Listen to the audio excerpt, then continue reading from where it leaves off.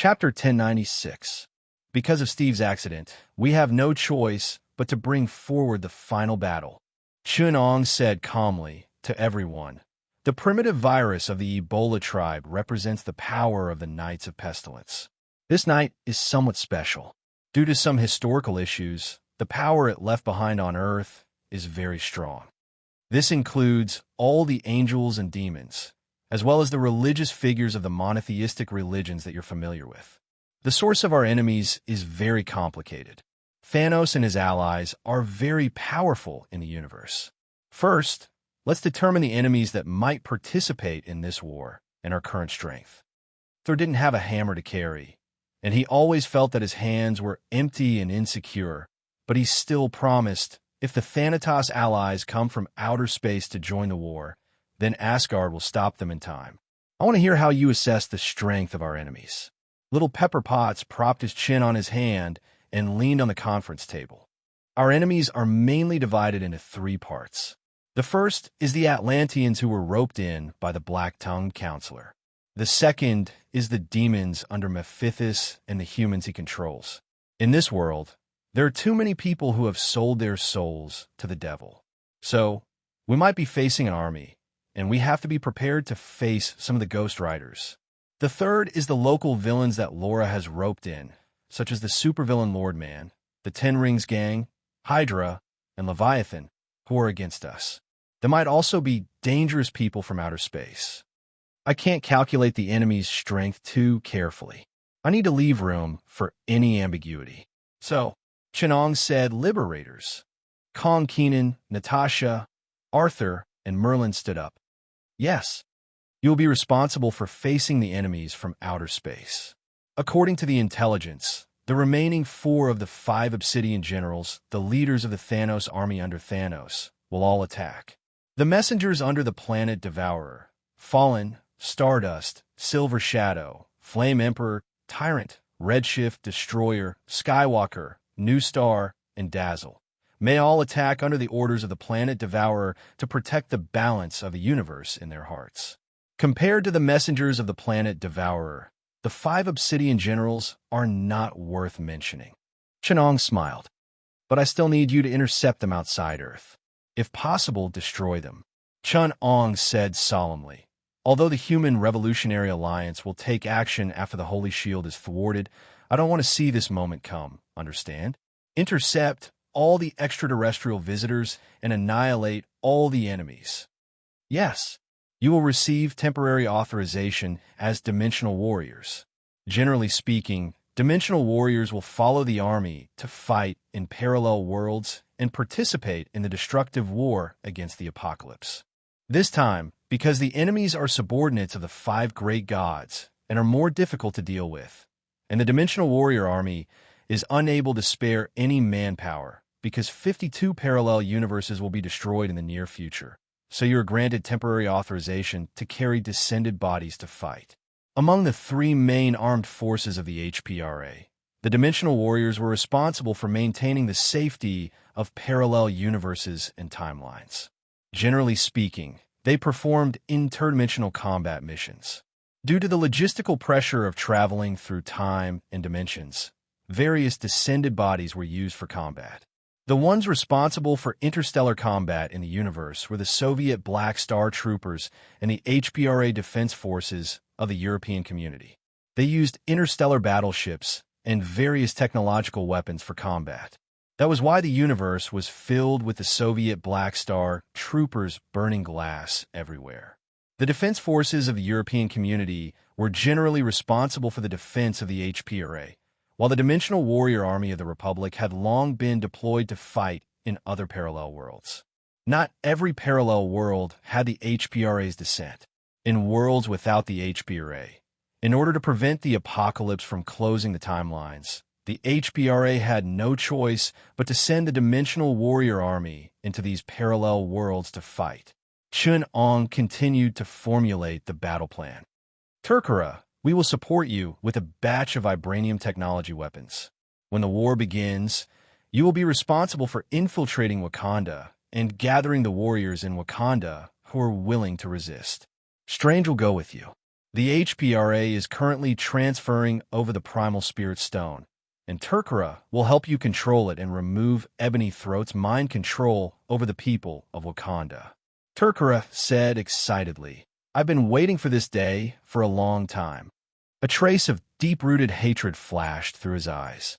Chinong had to remind him.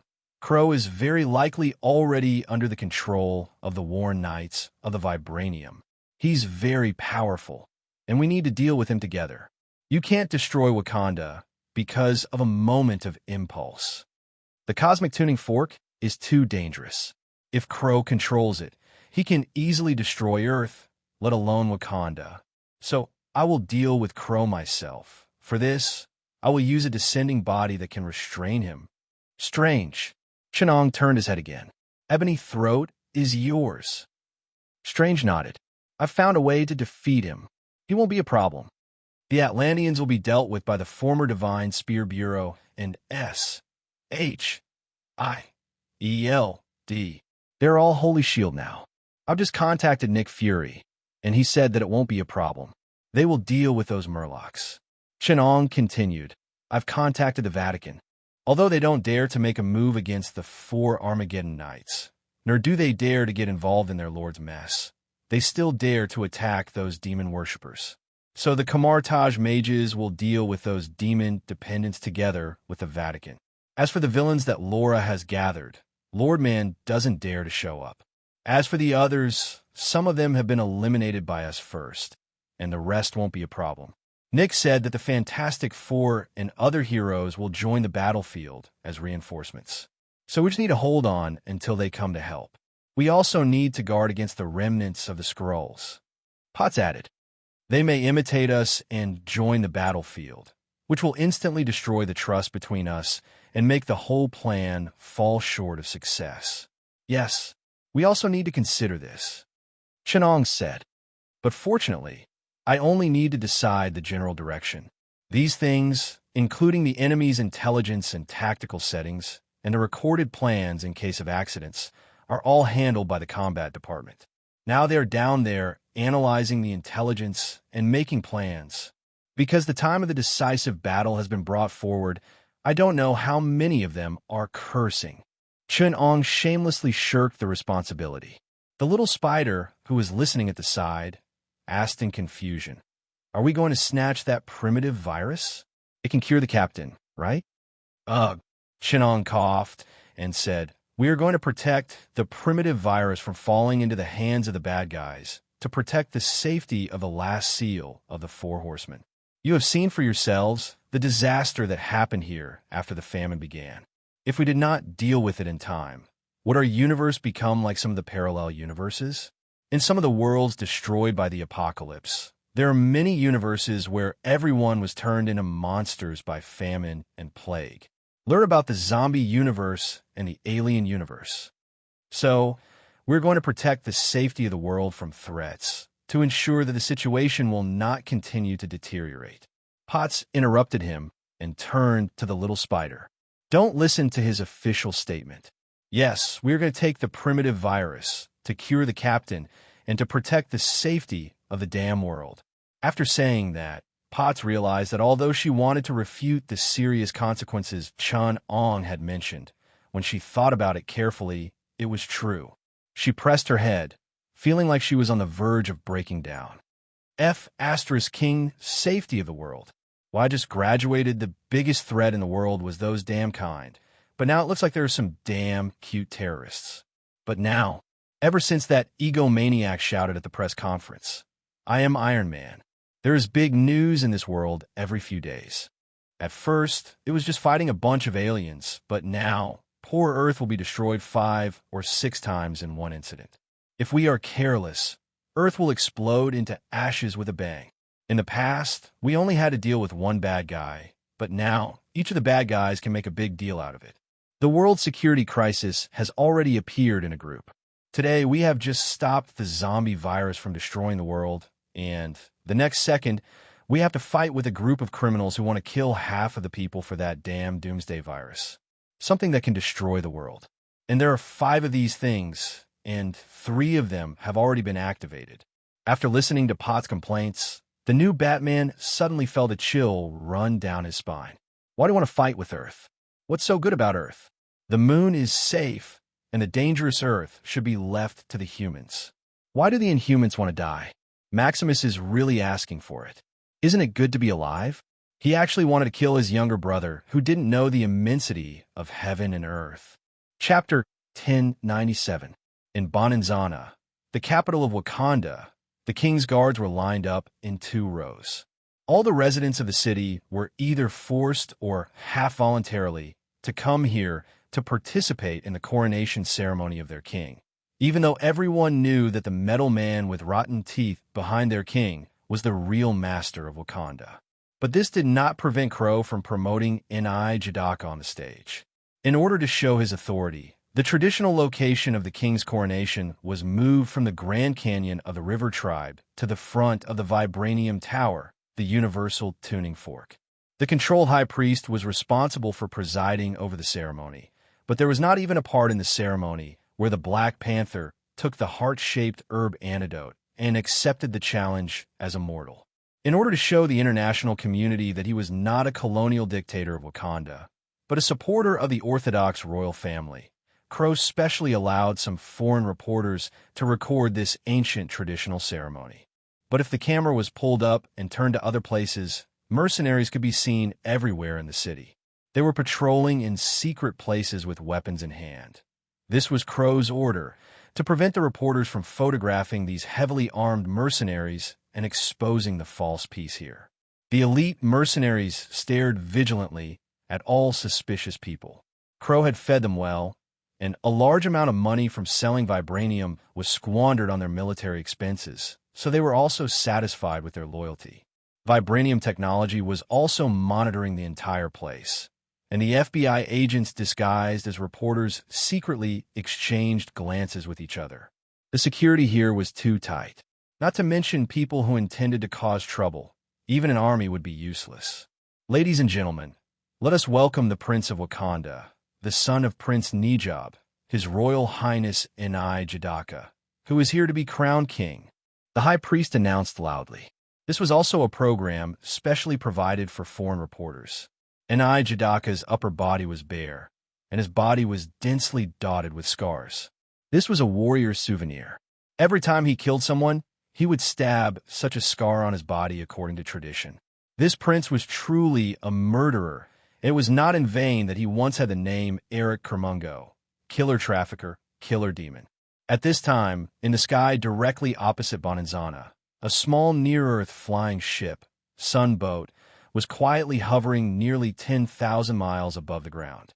Kelly Potts was watching the live broadcast provided by the remote sensing radar and the astronomic-grade camera. She sat next to the open cabin door and put her feet down through the open cabin door. She swayed in the air and said to Chin-Ong through the remote video call, "He has a combat suit with him. I saw the golden leopard tooth necklace around his neck. Looks like our target is very vigilant." Originally, it would have been better for T'Challa to complete this task. After all, he is the legitimate king of Wakanda. If I can defeat his cousin in front of everyone, it will achieve a better publicity effect. Chin-Ong explained, but Turkara insisted on dealing with Ulysses Crow to avenge his mother's death. With the support of the Sacred Shield, his sister, Princess Srey, has developed a variable frequency vibration device that can change the vibration frequency of vibranium and crack Crow's ability to deal with vibranium. The vibration frequency of the vibranium will be disrupted by the device that guides the vibration of the combat suit all the time. T'Challa thinks that this way, he can deal with Crow, so I can only trouble you to make a trip. Chin-Ong said, I have to prepare to deal with that huge vibranium structure. Crow will definitely be controlled by it. I have a hunch that is the challenge brought by the War Knights. Pot smiled. I'd love to. It's been a long time since I've been a hero. Standing here now, to be honest, it makes my blood boil. It's like I've returned to my youth. Pot stood up at the edge of the cabin door, facing the strong wind that blew against her face. This was 10,000 meters in the air, and she did not have any protective equipment. The cold air at high altitudes blew her blonde hair into a mess, but Potts stood there like a cool model, facing her own runway.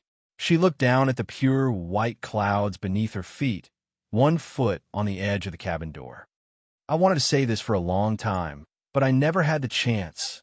Pot's tone was slightly excited, her blonde hair draped over her face, and her expression was somewhat indiscernible. She spread her arms, lowered her waist, and leaped down from 10,000 meters in the air gracefully, as if she was diving from a high platform.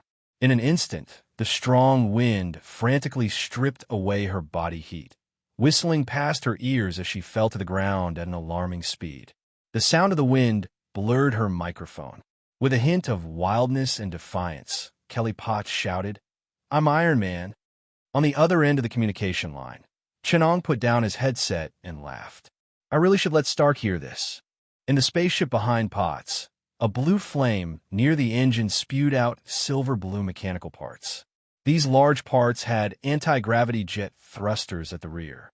Vibranium crystallized with a strong magnetic field was applied to the strengthened adamantite alloy through IPL's atomic recasting, grade forging equipment, forging an indestructible outer armor that was at the same time extremely light and could perfectly absorb impact force. The energy core was powered by cold nuclear power with gamma-ray ignition, and the anti-gravity jet thrusters could produce about 10,000 tons of propulsion force at full power.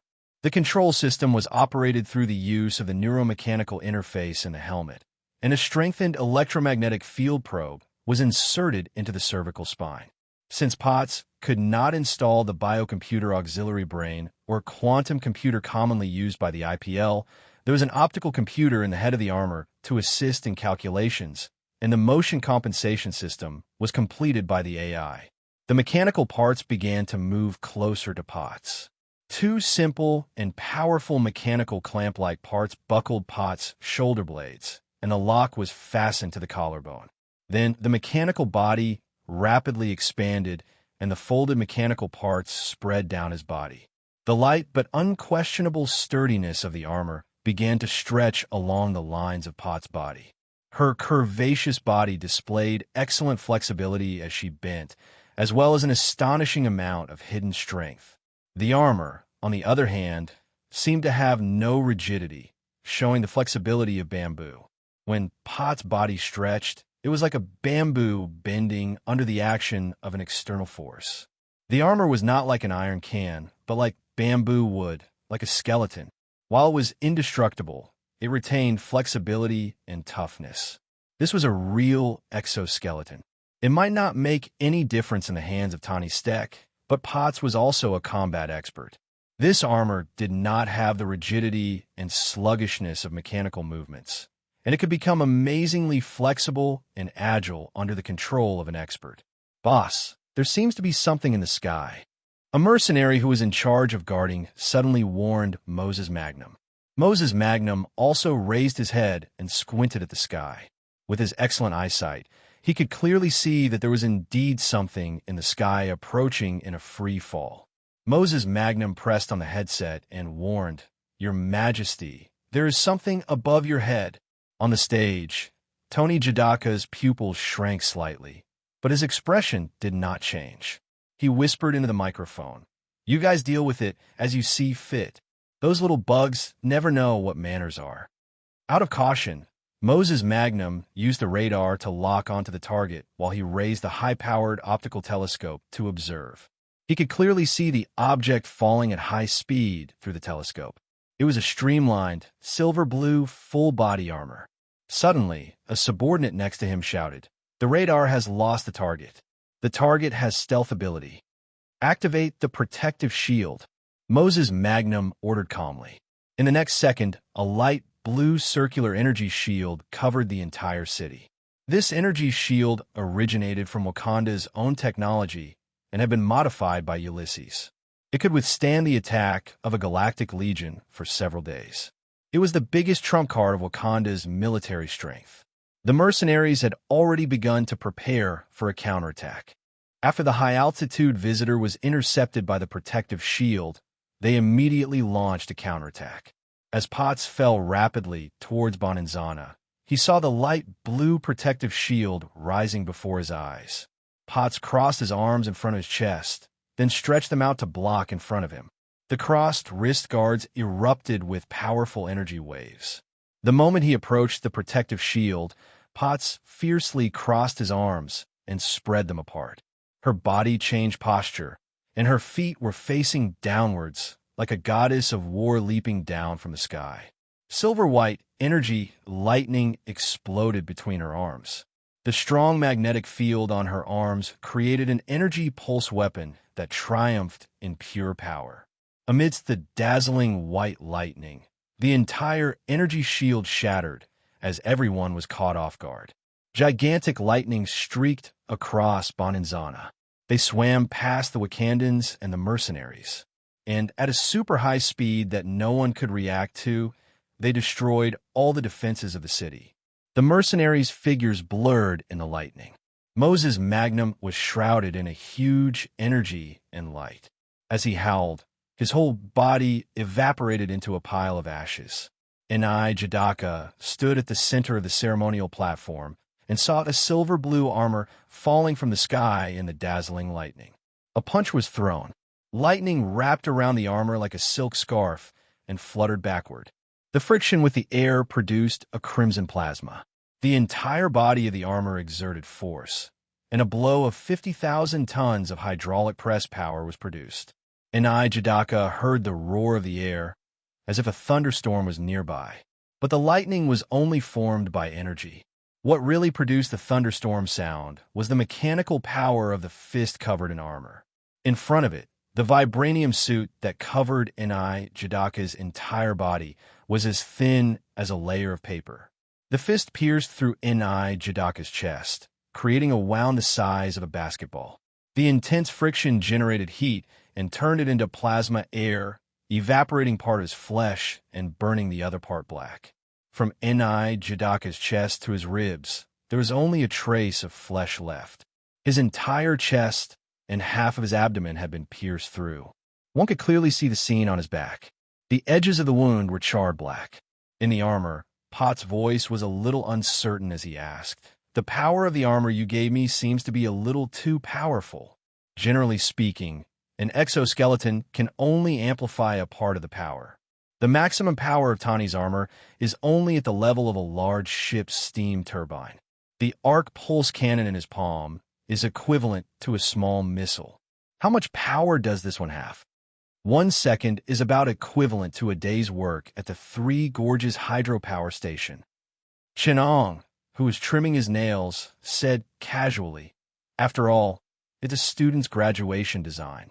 It's a civil mechanical prosthetic, so the power is a little lower. You seem to have some misunderstanding about the performance and destructive power of machinery." Misunderstanding? Chun-Ong continued to casually look at his fingernails that had finally been polished smooth. "What misunderstanding? I'm not trying to discourage you, but quickly retreat after killing the target. You don't stand a chance against Ulysses Crow." Chun-Ong hung up the communication and muttered to himself, "It's just a city destroyer level achievement. What combat power is there to speak of? It's just a civil engineering mech at the level of being eliminated even if it's carrying bricks." He glanced at the scene on the screen and was not surprised.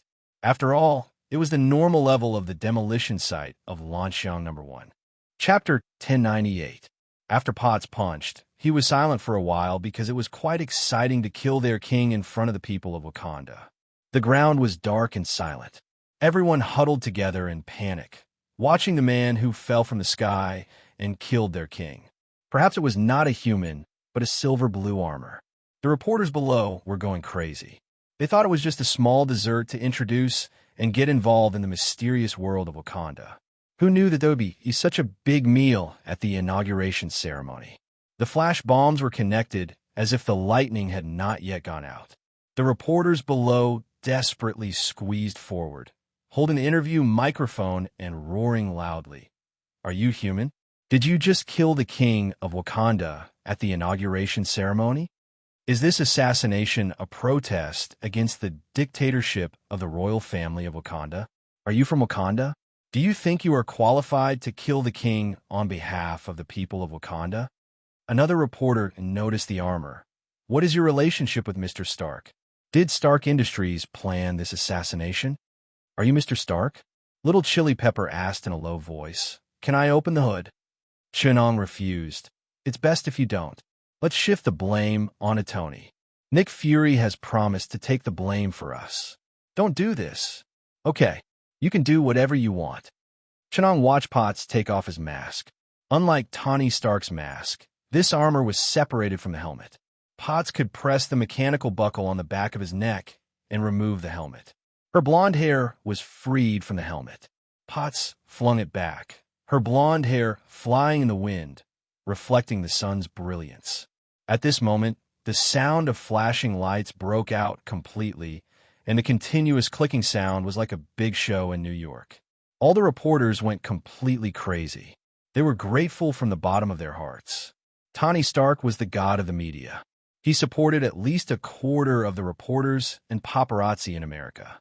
No matter how bad the news industry was, Stark and the women around him could always provide endless news material, from professional financial newspapers to gossip magazines.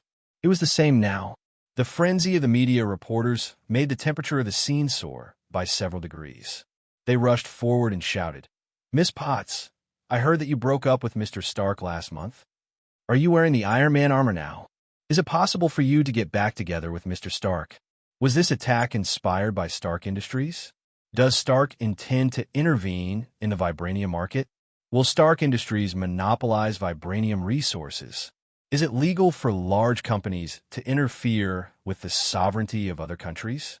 Will you be condemned by the U.S. government? Is this attack related to the military?" General Ross once expressed his dissatisfaction with Ulysses Crow, the leader of the mercenary group. Crow is considered to be Tony Jadaka's biggest supporter. It is alleged that Tony Jadaka hired Crow to murder his cousin, the former king of Wakanda, T'Challa. May I ask if you assassinated Tony Jadaka out of support of T'Challa? Is this a royal dispute in Wakanda? Facing the camera, Kelly Potts was calm and collected, just like when he helped his damn high-profile boss deal with the media at Stark Industries. Facing the flashing lights, Potts sighed in his heart. Tony is a hopeless, childish ghost. But the feeling of facing the flashing lights is really nice. People who get close to the abyss will always become the abyss. Or one is marked by the company one keeps. In short, learning from Anthony and letting go of himself, Potts could even experience a little of what Stark felt. There was a kind of person who was born afraid of loneliness, but enjoyed the feeling of being alone and wrapped himself up. Such people could only hide their fear of inner loneliness in the flashing lights and the spotlight. Like an autistic person in disguise. No one could walk into his heart. He wrapped his heart in heavy armor and could only rely on others' gazes to warm him up. I am Kelly Potts. Everything that happened here has nothing to do with my previous identity. I used to be a superhero, and now after resigning from Stark Industries, I have returned to this position. I came here to kill this person, and it has nothing to do with any other group. It is a declaration of war against the outsiders who have evil intentions. You want war? Potts looked around, turned and scanned every place under the stage, every dark and hidden corner where those peeping eyes were. She raised her head slightly and said in a firm attitude, "Then we will give you war." The magnesium lights under the stage burst into a sea of bright light, one after another flashing like waves hitting the corner of Potts' skirt. Her armor was her little dress. The Holy Shield is an international organization in cooperation between the United States and the Revolutionary Alliance. It is an international organization dedicated to fighting against extraterrestrial threats and protecting the independence and security of Earth. We are decisive and never soft-hearted.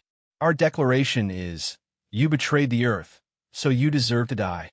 I am standing on the land of Wakanda and saying these words, not to provoke this ancient and great country, but to prevent it from falling into the flames of war, Potts said. As I said, the war has begun, and this is just an insignificant prelude. Potts raised her hand and whispered into the headset. You know that Black Panther's new armor can't fight back against Crow. N.I. Jadaka's armor is the same as Black Panther's. He is as fragile as a piece of paper in front of my armor, But you say that I can't fight back against Ulysses Crow. Then what did you ask Black Panther to do to send him to his death? On the other side, Chun-Ong whispered, you don't have to doubt my plan. We have our own countermeasures. All right, let me tell you something. I asked Thor to borrow something from Asgard. When the time comes, we will play the story of a king in a desperate situation, then a mechanical god descending in a righteous counterattack. We think this will boost the morale of Wakanda. Redeem T'Challa's dignity as a king.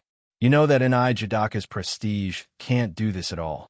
He can only do it by defeating the real villain, Crow, and win back the people's hearts. What should I do now? Potts asked in a low voice. Chun-Ong replied, go challenge Crow. After you are defeated, we will arrange for T'Challa to appear and ride on a wave of popularity. Anyway, according to the routine, we have to exaggerate Crow's strength. You know, a minor character who fails to set off the enemy's strength. After the hero appears, he will suffer a devastating blow and fall into the dark night of the soul. When he is in despair, he will be awakened and counterattack. Tricks have always moved people since ancient times. Potts forced a smile and said, I don't think so. She walked towards the palace behind her, and Crow was in that direction. To hell with you tricks. This time, I will knock Crow to the ground and completely disrupt your plan. On the other side, Chun-Ong just smiled and hung up the communication. He turned to the outer stairs of the floating pyramid and looked down at the vast land below. That was Wakanda. He called Thor and asked, the supporting actors are already on stage, and the main character will be on stage soon. Are the props ready on your side? Thor quickly agreed. Father has agreed to use the destroyer for me. It is now being modified on your side. Damn it, you can't put that thing into the atomic furnace. The shell of this thing is Asgard's property. Is it being modified now? You need to wait on your side. Chun-Ong looked at his watch and shook his head. I don't think she can last 5 minutes. Hurry up. No, we need at least 10 minutes here. Buy some time. Thor said loudly. Then what about me? Chun-Ong spread his hands and said, let her chat with Crow for 5 minutes. Crow is a chatterbox. This seems reasonable, but that girl doesn't know her own weight. I think she's going to suffer. Chun-Ong calculated the time. Crow has always been interested in Black Panther. He probably won't kill T'Challa immediately. Let him endure a few more minutes of humiliation, and that should be enough. Chun-Ong calculated without guilt and found that as long as the dark night of the soul was a little longer and T'Challa suffered a little more pain, the time would be about right. It should be able to make it in time for the counterattack, right? Chapter 1099. Of course, Ulysses Crow had noticed everything that had happened on the stage he had planned. Zhang Shanqi thought that Crow would immediately go and solve the problem. But he was surprised to find that not only did Crow not interrupt the process of Potts killing Tony Jadaka, he even looked a little sluggish. Zhang Shanqi noticed the fear in Crow's wandering eyes, of course. It was not fear, but a memory in which Crow was as helpless and weak as a child. It showed how deep the shadow in his heart was. He's here, Crow muttered to himself. No, I can't let him find me. Crow felt the shadow around him all the time. He even wondered why he had built the vibrating gold tower. Adam did not appear in front of him, but the existence behind Adam, the more terrifying original, had quietly shrouded him in his shadow. Everything was clearly free, but he felt that he was already in the abyss, surrounded by the shadow of that existence. No, I don't want this Wakanda anymore. Crow thought of this and immediately stood up, ready to escape from here. He wanted to escape the vortex created by that existence. But at this moment, Crow's body suddenly stopped. He stood quietly on the spot with his back facing Zhang Shanqi. Zhang Shanqi knew that he was not such a curious person, but Crow's abnormal behavior made him feel that something was wrong. He uncrossed his arms from around his shoulders and stepped forward to see what Crow was up to. At this moment, little Chili Pepper was approaching. She suddenly felt a little oppressive in front of her, as if something she could not understand was happening quietly. It was like the sound of life sprouting after the first rain in spring, like the rolling sound of dark clouds in the distance in summer. Something was growing. She could feel it, but could not understand it. Zhang Shangqi went around and saw Crow's face. There was a strange expression on his face. On one hand, it was indifference to everything in the outside world, but on the other hand, there was a mocking smile. It did not look like he was mocking anyone, but himself, the helpless irony and mockery of fate. His expression carried a deep sorrow. It seemed to be for himself, but also for the world. It was as if he was facing the collapse of the whole world, suffering the most complete destruction. Before the destruction, Crow's cynical nature made him laugh at everything. There's no escape. His eyes dimmed as if he was talking to himself. And Zhang Shang. I knew this day would come. I've tried my best to avoid it, but I didn't expect it to come so soon. A stream of tears rolled down from the corner of his eyes and quickly dripped down his metallized skin. Zhang Shangqi didn't expect to see this at all. He thought Crow had lost this function. In the next moment, Zhang Shangqi saw the light in Crow's eyes dim. Something in his eyes was completely erased, and the person who came back to life could hardly be called Crow anymore. At this moment, Crow spoke again. Humans are something not worth looking forward to. The seed that Adam sowed, hoping that it would grow and bear fruit beyond his expectations. However, this seed will only rot in the ground because it was planted on unsuitable soil. This time, Crow didn't waste words. The moment Potts arrived at the palace, he bent his knees slightly. The powerful pressure caused the metallic floor, which was mixed with a trace of vibranium alloy, to deform and tremble violently. The whole palace was shaking, and Crow had already shot out at a speed that even Zhang Shangqi couldn't see clearly. Potts only saw a blur before his eyes. His entire body, along with his armor, was punched in the lower abdomen. The shock wave that penetrated through his body blasted out and smashed an entire tall building behind him. Fortunately, everyone in Wakanda was semi-forced to participate in the coronation ceremony, so there was no one in the building. Zhang Shangqi's expression changed. He hurriedly ordered the frightened mercenaries to arrange for the citizens and reporters to retreat to the air raid shelters and shelters. The correctness of his order was undoubtedly evident in the next second. In the next second, Crow opened his mouth and began to resonate with his entire chest. A powerful pseudo-sound wave with enough energy to topple mountains and overturn the seas reverberated in his chest. The entire area above the diaphragm of his lungs became a huge cavity. Countless waves reverberated inside, and the powerful energy resonance caused Crow's mouth to become the place where countless waves gathered. A trace of power was revealed, and the energy reaction that was so powerful that it made people tremble was unleashed by Crow. A beam of dazzling destructive light erupted, accompanied by endless heat radiation, gravitational waves, pseudo-sound waves, and pseudo-sound waves. It vaporized half of Bonanzana. The battle compensation system in the armor urgently took over the armor, and it erupted with a speed that caused the air to tremble. Only then did it barely escape the range of the attack. The sound waves from Crow's mouth brushed past the armor, and it was on the verge of disintegration. Potts fell into a state of coma and lost consciousness due to his serious injuries. It could be said that he had failed miserably. The only reassuring thing was that for some reason, Crow didn't dare to unleash his power on Earth. The power of this wave was directed towards the sky, directly piercing through the atmosphere and vaporizing half of the atmosphere above Africa. The Black Uncles were shocked to see that the sky above their heads was leaking. A hole was revealed in the azure blue sky, revealing a black background. Countless stars were dotted in this incomparably deep sky. The atmosphere that was scattered by sunlight was directly vaporized, revealing the true face of the universe. Based on this situation, and the speed at which the near-Earth air was compensating, the African continent would welcome an astonishing low pressure in 10 minutes. Countless Black Uncles opened their mouths wide, breathing with all their might like live fish coming ashore. However, they couldn't absorb any air from the surrounding space.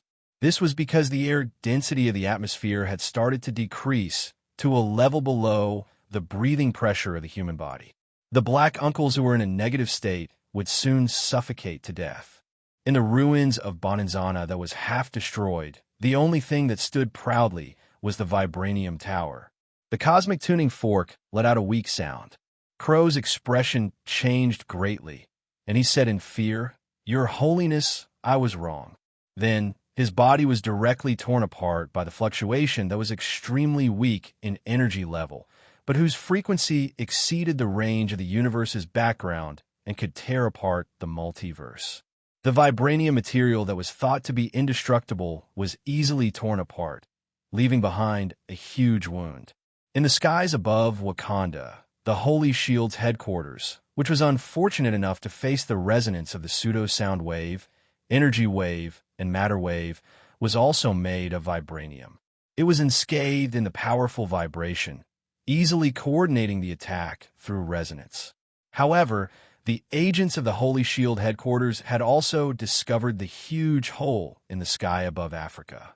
The Human Revolutionary Alliance's Earth Defense System began to work, unbeknownst to most humans. In the process of calculating using playing time, the backup Earth stored in the alternate dimension silently replaced the original Earth. Through information coordination, all lives on Earth were transferred to the backup of this completely complex Earth.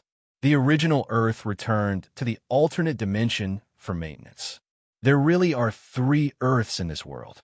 It's thanks to the ICP's preparations. Chenong sighed. The new consciousness after rebooting a blank brain is really an idiot. Let's first restore Ulysses Crow's consciousness data. Chapter 1100.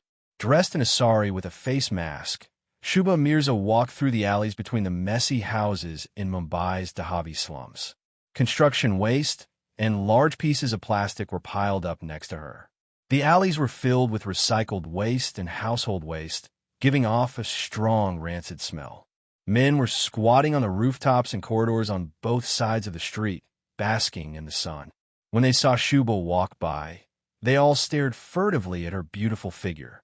Under the gaudy and cheap sari, her figure was faintly discernible, but it was difficult for these men, who were blinded by desire, to carefully observe the more detailed details of her beautiful figure, the streamlined muscles, the waistline of her abdomen, and the smooth but firm lines of her muscles on her arms.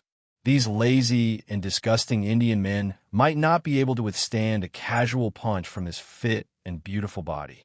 Shubha ignored the stares on both sides. According to the contract she signed with Mephitos, she had to send the souls of hundreds of sinners to hell every year. Not a difficult job in India. In fact, after she moved to the slums, she had to worry about bringing too many souls with her, as it would strengthen Mephitos. Shubha was a ghostwriter, and no ghostwriter wanted Mephitos to be too powerful. Shubha used to live in the mountains of northern India, where there were remote mountain villages where no outsiders could be seen for years. The biggest trouble she had living in such remote mountain villages was dealing with the locals. She could even raise her own pet war elephant. In northern areas where Buddhism still retained its influence, Shubha could lead the elephant and stroll through the Bodhi forest, passing by the ancient temples. And when she needed to deal with Mephitos, she just had to go to big cities like Mumbai or Bangalore. Unlike her European and East Asian counterparts, Shubha never had to worry about her performance. India had once lacked everything, but it had no shortage of temples or sinners. Shobal once met a man in Bodhiana who came to the Holy Land with a wheelchair-bound master. Through the trial's eye, she could see that the man was burdened with countless sins, and his heart was burning with an inextinguishable flame of anger. Under his calm appearance, he was almost like a furious god. He was the most powerful and sinful sinner Shioba had ever seen. He wanted to calm the flame of anger deep in his heart by comprehending the principles passed down by Buddha. When Shioba saw him, she had once thought, if I bring such a soul to Mephistos, I might be able to be free forever and be free from the curse. However, she did not make a move. Firstly, she felt that if she made a move, she would be easily torn apart by the demon in that man's heart. Secondly, although that man was sinful, she could feel that he had no choice but to yearn for kindness and peace. It wasn't Ghost Rider's tradition to attack such a person. As Shoba swayed her hips and relaxed her body, she walked into an even more secluded alley. She was quickly followed by a few sneaky figures. The Hindustanis were different in this aspect. Even when it came to bullying weak women, they liked to do it in a group. Cowardice and putting on a brave front were practically ingrained in their bones. As Shoba slowly walked into her temporary residence, if it could still be called a residence, it was a shack made of wooden boards and plastic film. It was built on the beach next to the sea, where the sea breeze could blow away the rancid smell of the slums. Even if she was Indian, Shoba was still a woman, and she could tolerate simple conditions. In fact, after going through a set of cultivation, Shoba did not care about these things and only lived in her own spiritual world. But if she could stay away from the stench, she would do her best. The men behind her in the alley cursed and cursed as they surrounded her.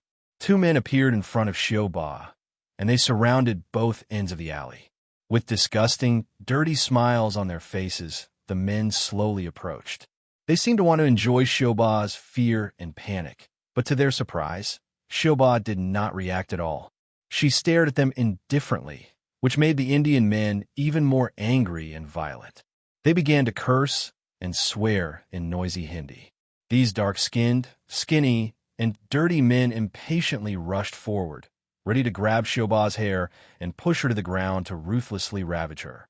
However, Shoba used one hand to fiercely hit him in the stomach, while the other hand smoothly grabbed another man's throat like an iron hoop. The men were somewhat flustered, and the rest of them hurriedly rushed over, wanting to rely on their numbers to hold the woman down. However, behind Shoba, under the sari, there was a squirming movement. The men facing Shoba suddenly saw two slender, yet well-trained, streamlined hands of a woman stretching out from behind Shoba. One of them was holding a trident, and the other was holding a bow and arrow. There were also two more hands on Shoba's shoulders, grabbing two men. When the men who wanted to attack from behind saw Shoba's 4 arms, they were so frightened that they collapsed to the ground and wailed, "Great Shiva, forgive me." Shoba looked down at the two men in her hands. The two men struggled for a while before suddenly collapsing to the ground. It was as if their bodies had suddenly lost their vitality, and their hands and feet hung powerlessly on the ground. Shoba slowly turned her head, and the other two men behind her peed in their pants in fright. They saw that Shoba's skin had turned blue with a bit of ash, as if she had been smeared with a layer of potash. This was what Buddhism called the outer path of smearing ash. An eye grew out of her forehead, and her head burned with hellfire. Her half-burnt face revealed traces of the deep white color of bones. The eyes of the two men in her hands had already been burnt into charcoal, and the eyeballs had turned into ashes that were half black and half gray, with traces of the dark red of burning embers. Shoba said softly, "Look at my eyes." The two men, who were scared out of their wits and trembling with fear, subconsciously looked at Shoba's vertical eye. In their daze, they saw the world burning with a huge flame. The hellfire burned the entire world, and Shiva danced in the flames. Shiva's hair fluttered wildly as he danced, fusing with the burning flames. God Shiva held a hellfire in his left hand, and through his dance, he brought destruction to the world. The burning world slowly extinguished, revealing the man's eyes that had already turned to ash. His mouth was wide open, and his expression was one of extreme horror and fear. His corpse was slightly shriveled, and he screamed before his death, "Shiva, you dance in the destruction of the world." His voice echoed in the alleys of the slums. Shoba turned into Ghost Rider, with 4 arms and 3 eyes, holding a trident, a bow, and a sword unique to India. This form was almost identical to Shiva's form of destruction. However, Shiva was the god of creation and destruction, and he often held a drum and conch that symbolized creation. Legend had it that the world was born from the drum in Shiva's right hand and destroyed by the flames in his left hand. As Shiva destroyed, he created the world, creating an endless cycle of creation and destruction. However, Shoba did not have a drum that symbolized creation. Ghost Rider was an angel's spirit of vengeance that coexisted with humans, and the spirit of angels was born from plagues. Therefore, Ghost Rider had the potential to be infected by memes, which allowed Ghost Rider's power to be displayed in accordance with the myths and legends of various civilizations in the world. The Japanese Ghost Rider Bienxiong's trials, I would appear as Ksitigarbha Bodhisattva, while the Tibetan Ghost Rider's trials, I was called the angry stare of 1,000 Buddhas. Shioba's trials, I was Shiva's dance with Indian characteristics. Shioba returned to the shack she lived in, quickly packed her luggage, and walked out of the shack. Miraculously, an elephant walked out of the narrow shack and slowly moved forward under Shioba's lead. A person strolled along the beach with an elephant in tow. In the dusk, the elephant's body seemed to be plated with a layer of gold. The gold reflected off the surface of the sea swayed, as if it was burning. The war elephant, burning with hellfire, knelt down and used its trunk to guide Shioba, carrying her on its back. Under the setting sun, the war elephant took large strides, the hellfire on its body burning into a ring of fire, opening a door that had always been unknown. This was a door that Ghost Rider had opened to the dimension of hell with the help of hellfire, using the power of hell to travel through different times and spaces. When Shioba reappeared, she was surprised to find that she had not come to Africa's Wakanda. Instead, she appeared in a huge glass cylinder, surrounded by people in white coats and uniforms running back and forth. The people in white coats shouted, "Space guidance coordinates correct. The target has been taken to the collection point. Unlock the space lock on the Indian subcontinent. Unlock the information suppression on Mephithis. The target Indian Ghost Rider Shioba has been taken in." This glass cylinder was located in a huge laboratory, and this laboratory was full of transparent containment tanks. Shioba saw an acquaintance, Bienxiong, not far from her, explaining something to the people in white coats. "I have no intention of obeying Mephithis' orders. I only went to Wakanda to secretly ruin Mephithis' plan." Not far away, there was a Ghost Rider dressed as a native Indian and a staff member looking at each other through the transparent cell. A black Ghost Rider, who looked like he had not been locked up for long, was calmly feeding the bone vulture on his shoulder. Next to him, a skeleton horse was uneasily digging its hooves. Further away, in a huge cube several times the size of the transparent cylinder Shioba was in, there was actually an old biplane from the First World War. Its pilot, the Ghost Rider, was carefully maintaining its mount. Chapter 1101. The original Holy Spear Bureau has now dealt with all the Ghost Riders in the eastern part of the Holy Shield. There aren't many cards that Mephithis can use. Nick Fury returned to SHIELD and look at the dense flashing red dots on the screen. These were the suspicious people monitored by the Holy Shield. The Holy Shield assessed the power that Mephithis and Domim could use on Earth. They also monitored all the people that the League of Saviors established by Thanos could influence and control according to the threat level. The heroes of the Holy Shield dealt with those who had already been exposed, and these potential enemies of the Holy Shield were all monitored by the agents of the original Holy Spear Bureau and the Holy Shield. Since the Holy Spear Bureau changed, the APLD's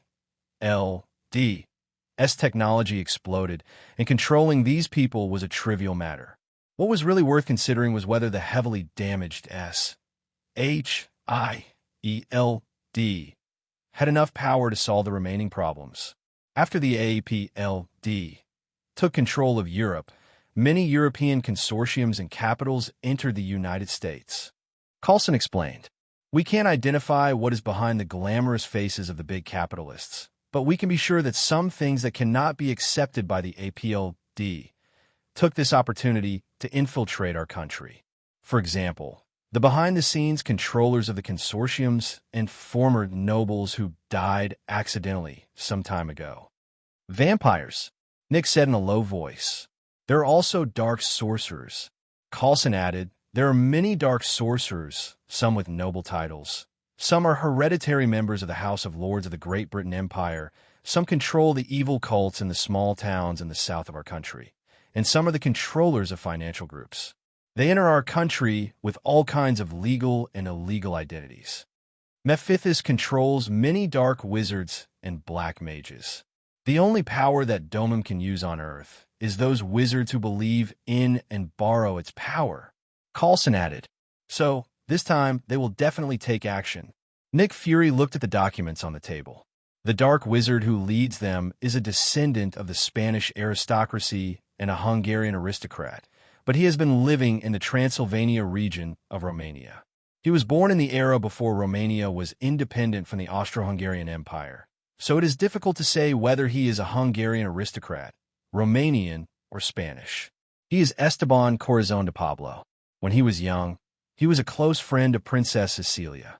He helped the princess's lover, Count Andres, fight for Hungary's independence and presented the crown to the princess. If it wasn't for the fact that he and Count Andres were equally close, I'm afraid that some people would say that he was also the princess's lover. Esteban Corazon de Pablo had a good reputation when he was alive. He loved science and alchemy, and he was elegant and humorous. All of this lasted until he saw that Princess Sisai was no longer as beautiful as before and realized how old he was. From that day on, Esteban Corazon de Broca began his mad pursuit of immortality and immortality. In the end, he used black magic to summon Mephithus and used his soul to sign a contract with him, obtaining eternal life. At the same time, his personality was twisted and he became brutal and bloodthirsty, becoming one of the most terrifying black sorcerers of that time. He turned into a monster in the local population of Hungary, wreaking havoc on the world until the Soviet Red Army liberated Hungary in 1945. They killed him along with the castle with hundreds of artillery, nailed his body in a coffin, and buried him in the Transylvania region. We investigated for a long time before we found out where he came from. Now, people only call him the Black Devil. Sounds like Lord Man, Nick Fury said. He is the European Lord Man. Coulson agreed with Nick's words without hesitation. He's only been sealed for a while, which is why he doesn't have as much influence as Lord Man. But in terms of ability, he's definitely not any less troublesome than Lord Man. According to our analysis, after Mordo was captured, he's the only one who has the ability to lead Morpheus' Dark Sorcerer Legion. The Holy Shield did not find the voodoo cult's holy relic on Mordo, so it is very likely that it was given to the Black Devil. He is not easy to deal with. Nick Fury said, he has an instinctive mind-reading ability. As soon as our people get close to him, all our plans will be exposed, and we don't know the principle of this ability. It may be black magic or some other ability. He is proficient in science and magic. The best person to deal with him should be Dr. Strange. But Dr. Strange needs to deal with Ebony Throat. Coulson said. Nick thought for a moment and asked in a low voice, is Dr. Reed still under surveillance? Coulson said, of course, they're the culprits who summoned the apocalypse and caused the fall of New York. The Department of Defense did not arrest them because we are protecting them. They are now working on a quantum transmission technology, hoping to solve the problem of interstellar travel. You want him to deal with the Black Devil, but Dr. Reed is a researcher.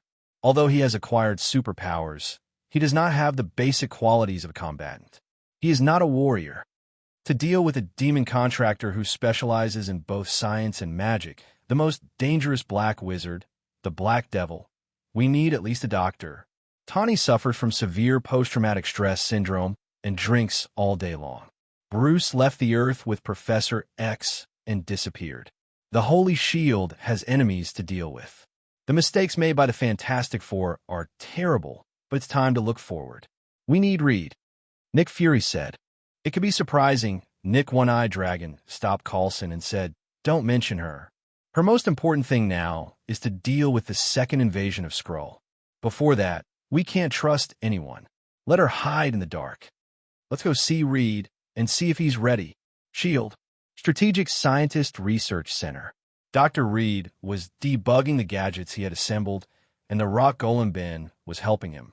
Not to mention how Ben used the thick and clumsy forefinger, which was made of the hard alien rock, to debug the precise components of the instrument. The Thunderbolt went out to indulge in debauchery, while the Invisible Woman Susan and Reed were caught in a marital crisis. They had not spoken for several days. Mr. Fantastic Reed did not care. He went his own way. What was a wife to him? Was it useful? Was it as interesting as science? Without a wife, science seemed more interesting. Ben, connect the current stabilizer. Reed looked at an instrument about the size of a car in a laboratory.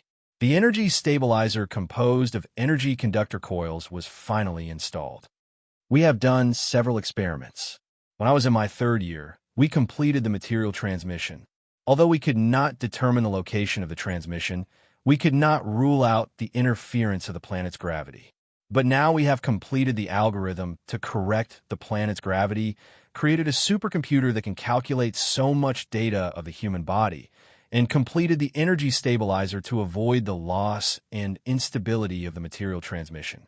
Ben, soon we will be able to use this instrument to transmit to other planets. We have to send that thing back. Ben replied in a muffled voice, send that thing in New York back. We brought it to Earth. This is a mistake that we will regret for the rest of our lives. We have to solve our own mistakes. That thing came from the sun.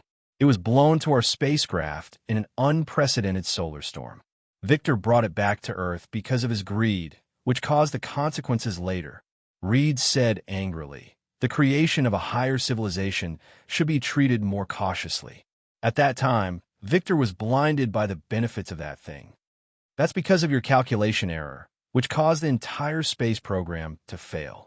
The invisible woman, Susan, slowly walked out of the laboratory and said, if he can't give the board of directors an explanation, Victor will lose his reputation. That's why he is so eager to catch that alien creation and give the shareholders an explanation. And you weren't any better than him. At that time, weren't you just as eager and curious to study that thing? I can see that your curiosity is like a kitten scratching you. For this, you are no more innocent than Victor. They were talking about the supercube, one of the parts of War Skynet. So you think he's better than me, right? Your ex-fiancé, the guy who wants to become a god. Reed obviously didn't understand the heart of a woman. His clumsy science and technology instincts, always standing at the highest point of academic disputes, made him instantly intensify the conflict to the highest degree. After Victor brought the cube to Earth, he explained his plan to study this alien creation to the board of directors. The board of directors thought he was crazy. Is it my fault that he lost everything? But we are responsible for the disaster caused by the apocalypse, and Victor is dead. A dead man can't take responsibility. If he is not dead, will you be so happy that you forgive him for what he did to you and throw yourself into his arms? But he may not forgive you. Don't forget that you found out that he went crazy studying the cube and wanted to use the power of the cube to rule the world. That's why you stole the cube and came to us. Reed was prepared to use his strength to become single again, accurately hitting Susan's weak spot. Hearing his words, Susan's body shook, and she said in disbelief, you actually think that way. I'm already making up for my mistakes. As long as the quantum teleportation device is completed, we can teleport all the things entrenched in the ruins of New York back to the sun, to make up for the mistakes we made in the past. And you? Susan, you keep talking about remorse, but you refuse to quiet down and do something to redeem everything. Because that is not redeeming. Reed, you always have damn confidence in your scientific research ability, thinking that it can solve the problem, but that will only make bigger mistakes and create more problems. Science is not the answer to everything. There are some things that transcend science, and the answer can't be found through research. There is no such thing. Reed calmly pushed up his glasses and shook his head. Agnosticism is not the idea a scientist should have. It will destroy you like alchemy and theology destroyed Newton. Love is that kind of thing. Reed, why don't you study what happened to our relationship? Susan dropped this sentence and left the laboratory without looking back. Chapter 11:02. Dr. Reed probably relied on his own ability to stay single. He had no idea how to coax women. In fact, Reed's EQ was not low. He had excellent leadership skills, and he was also a genius tactician, strategist, and theorist. However, like all outstanding scientists, he lacked empathy. That was, he could not empathize with the feelings of ordinary human beings. That was why all his seemingly stupid mistakes were caused by this. This led to his failure when he was young. He was obviously talented and gifted, but it was difficult for him to get the recognition of society. Not to mention competing with his classmate Victor, he couldn't even stand out among a group of mediocre, ordinary people. Everyone thought he was very smart, but they also thought he was a little crazy. Even Susan, who had always had a crush on him, could not stand this and chose Victor. Reed did not see ordinary people as his own kind. He could not understand them, nor did he care to understand them. He lacked empathy, and to a certain extent, he had a certain antisocial personality. However, he was too smart. After studying psychology, he discovered his own weakness, so he had been controlling his antisocial personality. Reed's weakness was that he had always refused to understand the people around him. That was why he did not notice that Ben, the stone man, saw Susan's sad expression after she left. He stared blankly at Susan's back and then looked at himself with shame. His bloated body was made of dark red alien rocks. He looked like a monster, ugly and ferocious. Ben used to blame Reed for this. He thought that Reed had caused him to become like this, and he tried his best to restore his original form. It was not until Victor's attack, when he saw his only good friend, Reed, and his crush, Susan, in danger, that he understood that friends and family were more important to him. He resolutely turned back into a stone man and saved the whole team. He finally felt relieved and chose to help Reed and Susan be together. He wanted his two most important friends to be happy. Even if Reed didn't know that he was secretly in love with Susan, Susan knew very well. No woman would not know her secret admirer. It was almost the instinct of a female animal. However, the family-like relationship between the four of them collapsed after Reed and Susan fell out with each other. "I used to think that my concession would make you happy," Ben said quietly. "You are my best friends, my family, and my lovers. I'm willing to sacrifice everything for you. Why did this happen? I backed down. I've done everything I can. I've been neglected by my family since I was young. I've had no friends. Reed, you're my first friend and my best brother. Susan is the only person I have ever loved. When I found out that you were the one she loved, I resented her, but I knew that fighting for her would only mean losing both of you at the same time, so I chose to sacrifice myself. You treat me like family and let me know that love is not about possession. Even if I can't love Susan, I can still help the two of you. We're like a family. My best brother and lover have found happiness. Why? Why did you destroy everything? I can become ugly only to obtain power to protect you, but I can't stop you from destroying your own happiness." Ben clenched his fists tightly.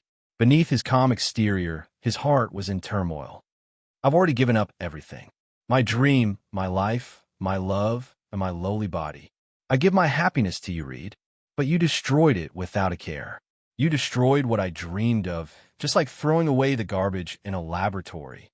Reed was still adjusting the equipment and said excitedly, "Ben, let's do one last experiment.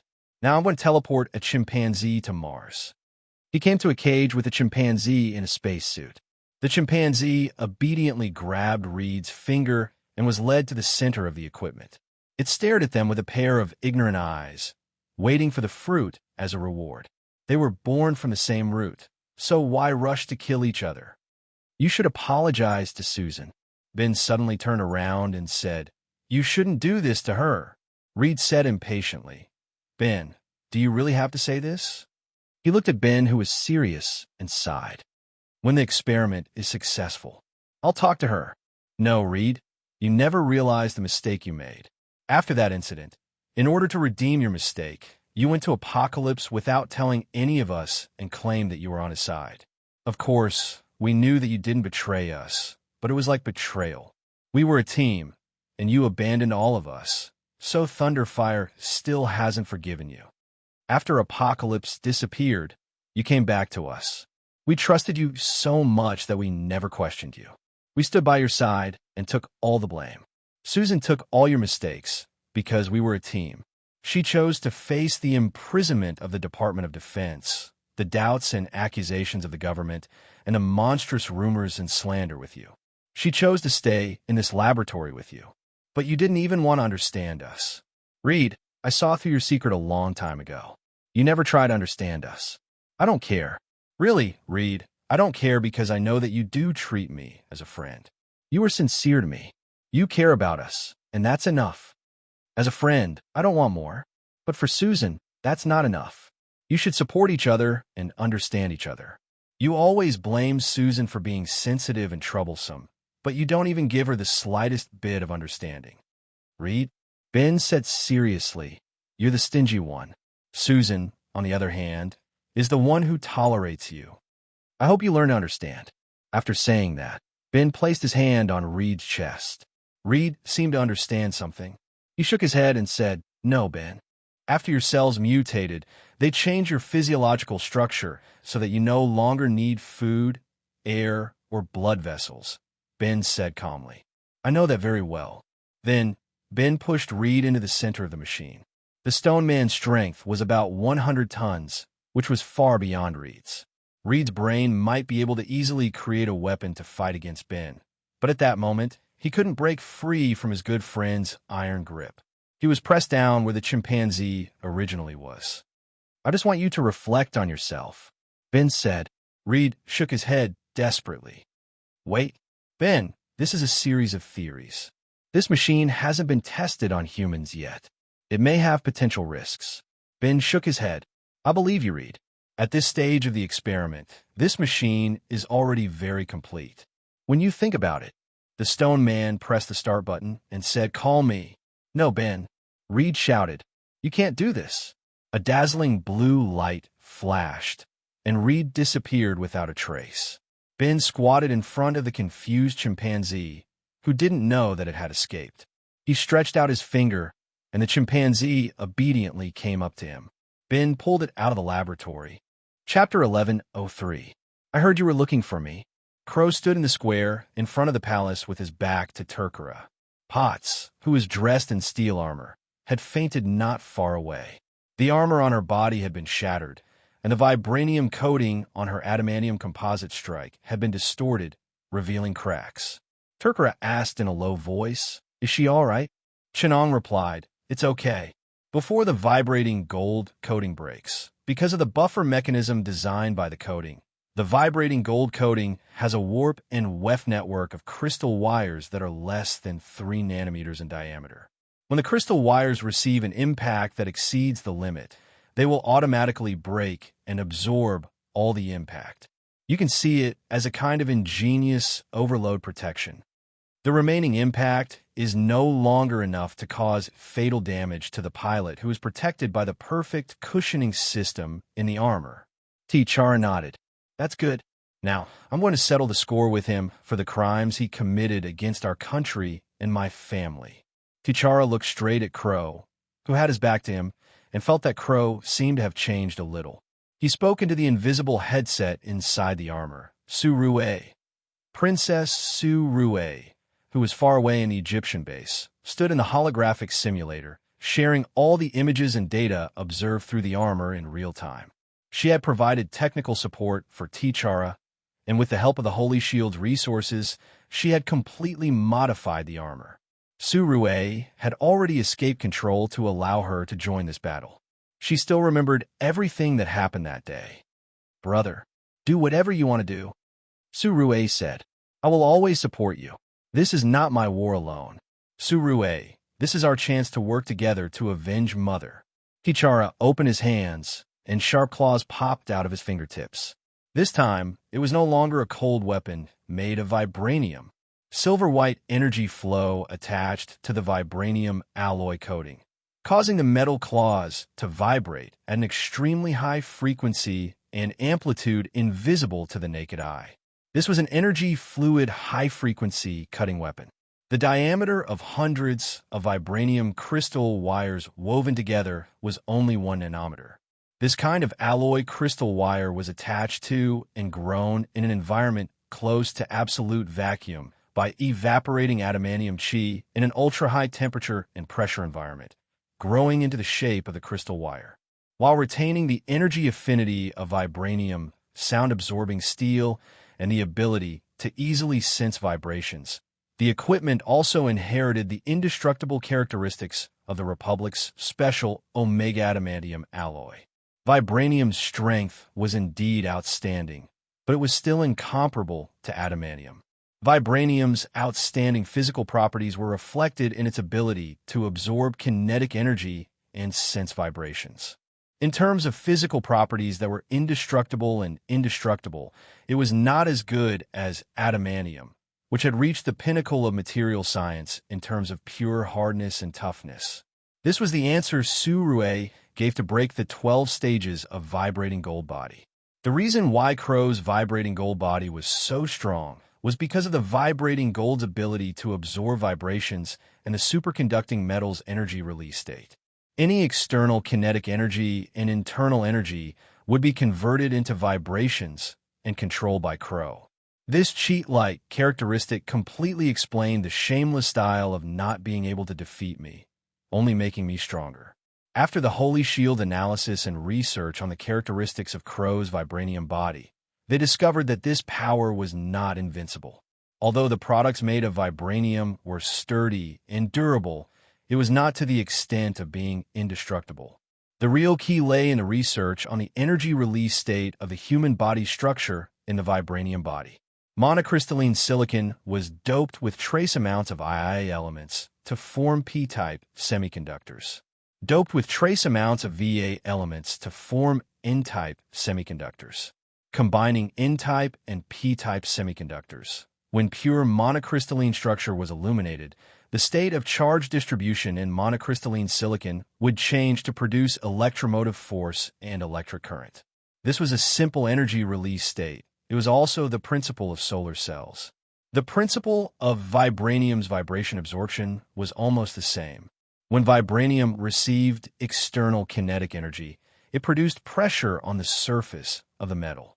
This pressure, through vibranium's unique metallic crystal structure, was evenly dispersed in the metal and converted into internal energy. This internal energy, specifically, was the interaction force between atoms. The structure of vibranium was like countless springs that could store power. This spring was known as the equilibrium distance between atoms, and it converted external pressure into internal elastic potential energy. Because the atomic spring could store an astonishing amount of power, it had the appearance of being indestructible. Other than external kinetic energy, external internal energy was the same. All energy attacks changed the state of atoms, and this change to the state of atoms could also be easily converted into the elastic potential energy of the atomic spring.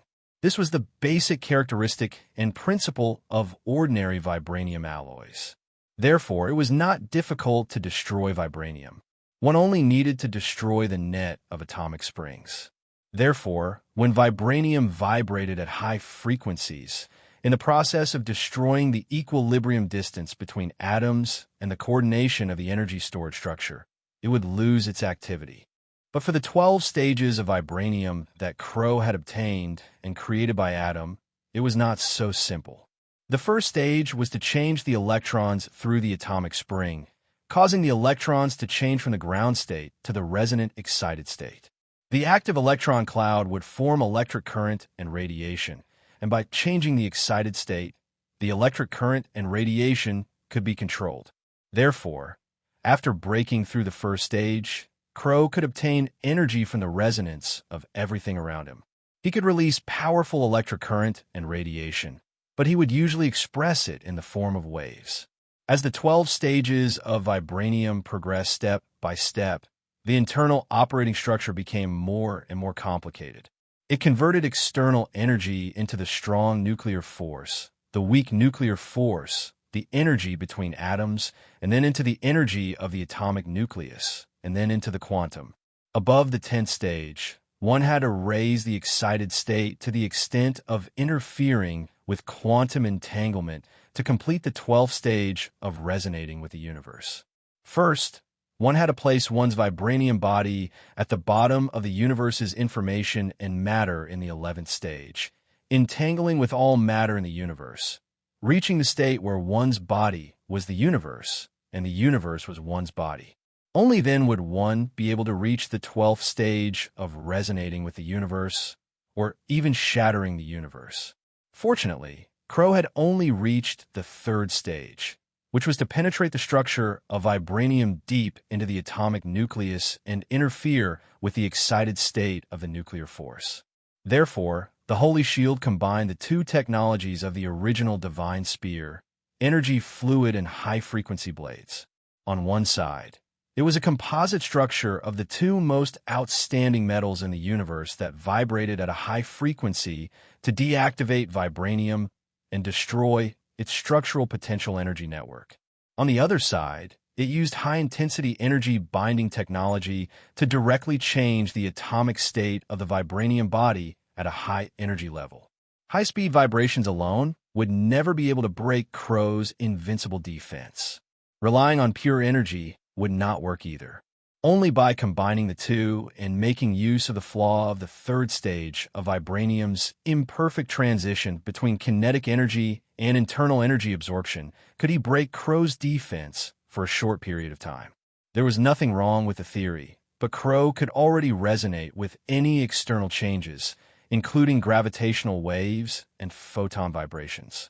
Any external force and movement within a relatively large area that almost enveloped the entire Wakanda would be transformed into his own energy.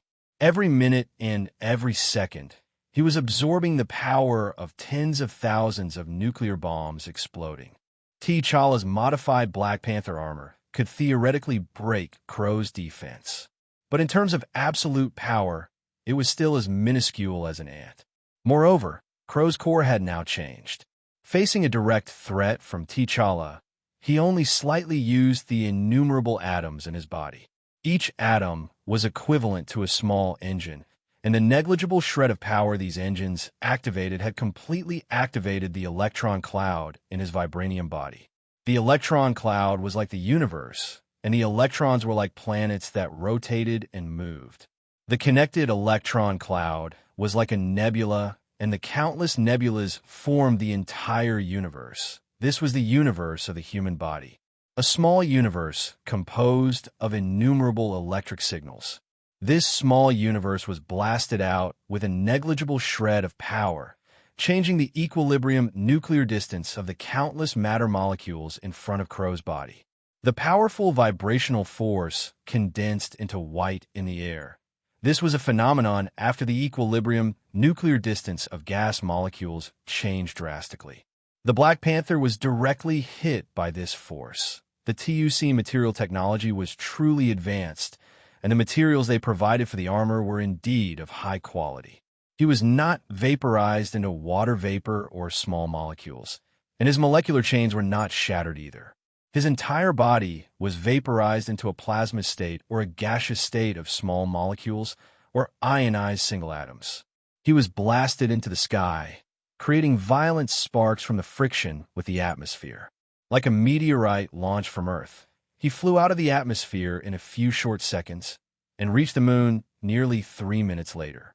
This was definitely done on purpose by Crow. Otherwise, it would not be such a coincidence, and the route to the moon would have to be carefully calculated. The speed at which T'Challa flew out was close to 1/100th of the speed of light. Taking his body mass into account, such an acceleration would probably consume the energy of dozens of nuclear bombs exploding. In the instant that the city of Attilan detected the high-energy strike, a streak of fire descended from the sky and smashed into the edge of the city. A crater with a diameter of almost a kilometer was created in an instant, and a quarter of the entire city was destroyed by the violent earthquake and impact that followed. The Inhumans were also extremely lucky. They were all in the heavily guarded palace, listening to the new Inhuman King Maximus' mobilization for war against Earth. In the next instant, Crow crushed the entire palace and jumped onto the moon, giving T'Challa, who was in the crater, a kick that sent him almost a kilometer into the lunar crust. The second impact struck Attilan, and the Inhumans in the palace were struck by the shock waves of 2 consecutive attacks in a matter of seconds. Many of them were injured, with women and children sprawled on the floor of the hall in terror, some even beginning to sob quietly. Lying in the soil and rocks of the moon that had melted into magma, T'Challa was on the verge of losing consciousness. Chapter 1104. 3 hours ago, In a huge palace made of the best white marble on earth, Maximus sat on the throne that once belonged to his brother, King Blackbat, and gathered all the mutants. In the brightly lit hall, all kinds of mutants came to the palace to see their king. The mutants had advanced technology compared to Earth. Through the Tyrigan crystal mist, they awakened a variety of superpowers from their modified genes. But at the same time, this artificially modified superpower was the same as their reference target, the mutants, causing various damage and abnormalities in their genes. They developed ethnography, a research that was absolutely forbidden in the social environment of Earth. Ethnography was the artificial genetic optimization and selection of human beings. In short, it was like the selection of crops and breeding of pet breeds on Earth, using artificial interference to select traits and breed human beings. When Chun Ong observed the boundaries of many worlds, he once proposed a hypothesis. If a slave civilization continued to develop, then with the progress of science and the development of society, what kind of special social behavior would appear? He observed a world where slavery continued to develop after the South won the American Civil War. In that world, with the development of science and technology, the Americans did not eliminate slavery, but developed it more scientifically. That was ethnography, also known as the selection and breeding of human-like species. Modern selection and breeding technology had been applied to pets to breed a wide variety of special breeds. Take dogs as an example. Border collies, corgis, German shepherds, teddy bears, golden retrievers, huskies, and other pet and working dogs. The methods used were generally anti-ethical and anti-moral measures, such as bloodline records, inbreeding, and trait screening. But dog owners who indulged in the special characteristics of their pet dogs never cared about these. They never thought about how a pet dog with an excellent trait could inherit this trait, or even reach a stable level. They also could not imagine why most modern purebred pets would have genetic diseases, because pet trait breeding almost always used anti-ethical methods, selecting puppies with obvious traits from the same litter and mating with each other. A large population of new pet dog breeds could almost all be traced back to one or two such pet dogs. The breeders would breed them at a frequency that would cause serious harm to the body. This was the only way to expand the population in a short period of time. A large number of unqualified puppies would be destroyed, and a large number of qualified dogs would breed at a high rate after reaching adulthood. This kind of breeding would seriously damage health. This was the history of modern pet development, and almost all new dog breeds came from Western countries. However, those Europeans and Americans who treated dogs as family members had never protested the origin of their cute dogs. They protested against the so-called pure-blooded but anti-ethical bloodlines. And these methods, from pets to slaves, only needed to break the bottom line a little. The southern farm owners of the Confederate States of America soon learned to manually screen their slaves. They first bred a race of people with low intelligence, but docile, honest, and loyal to their masters.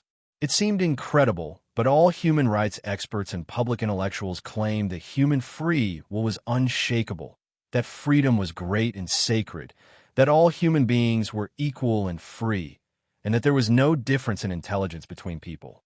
But in the field of pet dogs, there was a huge difference in IQ between a golden retriever and a teddy. There is also a difference in breeds of affection, irritation, and aggression.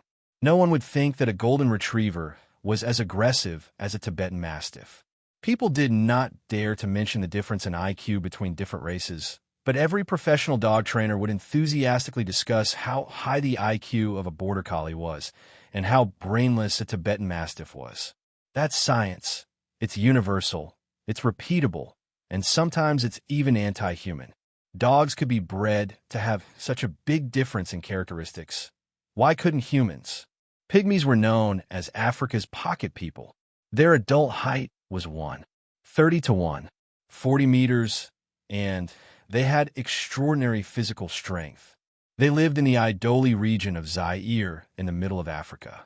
Their average IQ was 54, which was only equivalent to a slightly smarter whale. Pygmies matured at the age of 8. This was a special race that was naturally bred. The Confederate States of America only needed to introduce artificial selection and optimization, and soon, the black working slave population would be completed. They were honest, obedient, and had low IQ. The Americans basically did not have to worry about the slaves rebelling, nor did they have to worry that one of them would stand up and loudly chant, "I have a dream." Then there was the population differentiation of working people. Some farm work required a slightly higher IQ, so slaves with a relatively higher IQ would be bred. The slaves did not need to live too long. When they could no longer work, they would be disposed of, but it would cost money to dispose of them. The farm owners would not slaughter the slaves themselves.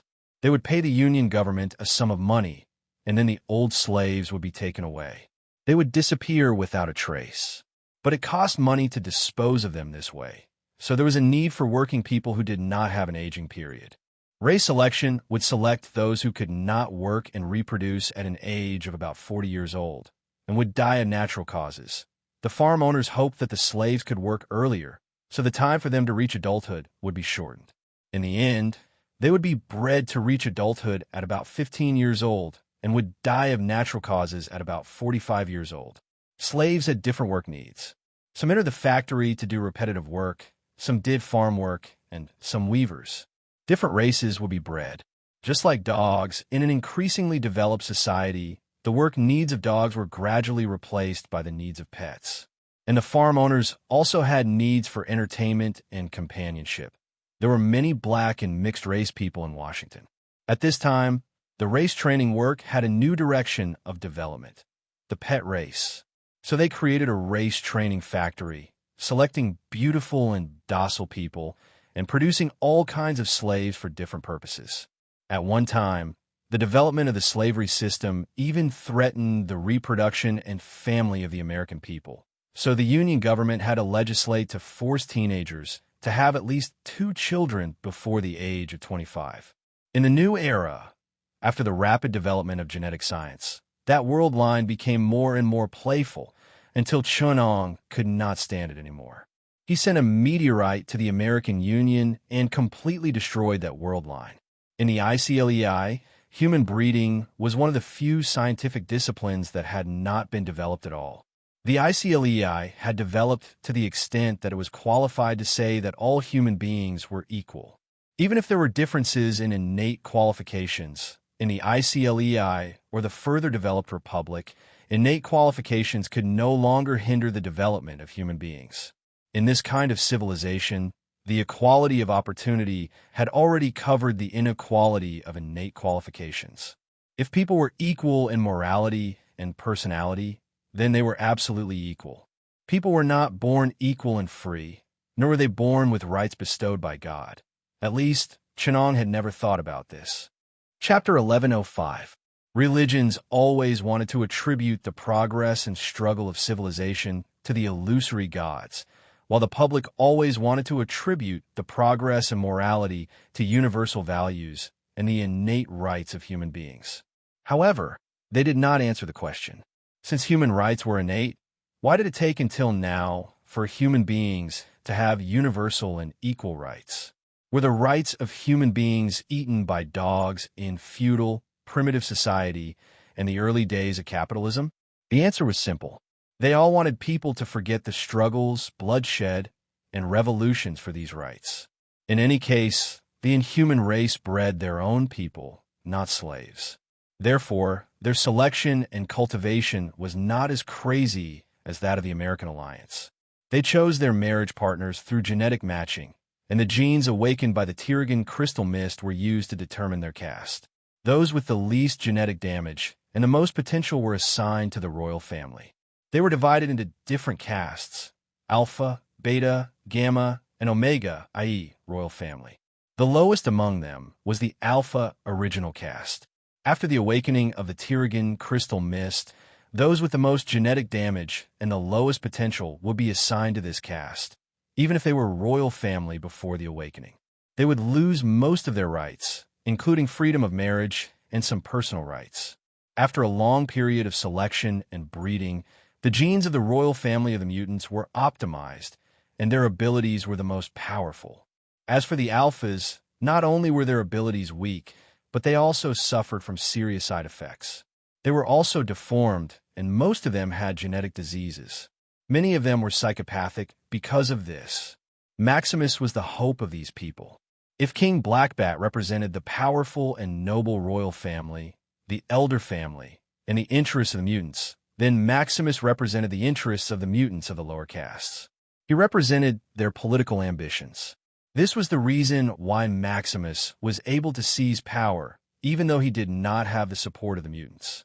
Even if King Blackbat defeated Maximus 100 times, his base would still support him.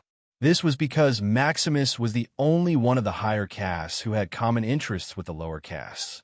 He had a pure bloodline and excellent genes, but because of an accident when the Tyrigan crystal mist was awakened, he lost his abilities. In the eyes of the lower castes, he could understand their fate and stand on their side. From his point of view, Maximus was not stupid. He understood the most brilliant politics of a politician. Always stand with those who support you. This was a reason why some seemingly stupid politicians could not fall. They looked stupid, lame, and greedy, but they could still stand after being attacked. Because their roots were strong, and Maximus knew what the lower castes needed, they needed more than equality. Not only did the pursuit of equality go against the scientific selection of the mutants, it would also destroy their future. The number of mutants with powerful abilities would decrease, and they would lose their trump cards to survive in the universe.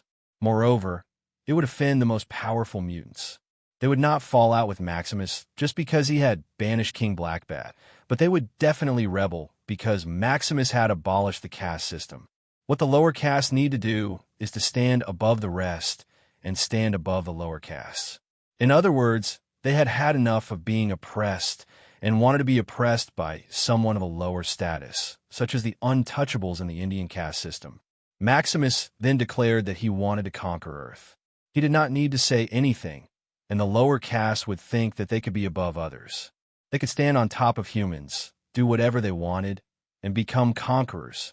They were not the lowest of the low, but humans were. They could live the life they dreamed of. The weak would wield their knives against the weaker ones. Those who were oppressed would vent their anger on those who were weaker by 1,000 folds. In the palace, Maximus listened to the words that his followers wanted to hear the most. He encouraged them. The humans on Earth are very weak. They don't have any special abilities. Even the worst mutant can easily conquer them. Their government is made up of mediocre people. They're all fat and incompetent bureaucrats. Their technology is very backward. Everyone can see that their most advanced aerospace technology is just to put a human in a thick bag, spacesuit, and send him to the moon. Many of us have secretly seen the toy sent here by the most powerful country on Earth. When they put up the flag, I even peed on it. The crowd below roared with laughter. Many of them had red eyes as they greedily listened to everything Maximus said. And there are actually as many as 6 billion of these weak slaves. Everyone will be given hundreds of thousands of slaves to produce everything for you, using the rich resources on Earth. After conquering Earth, humans will be the lowest caste.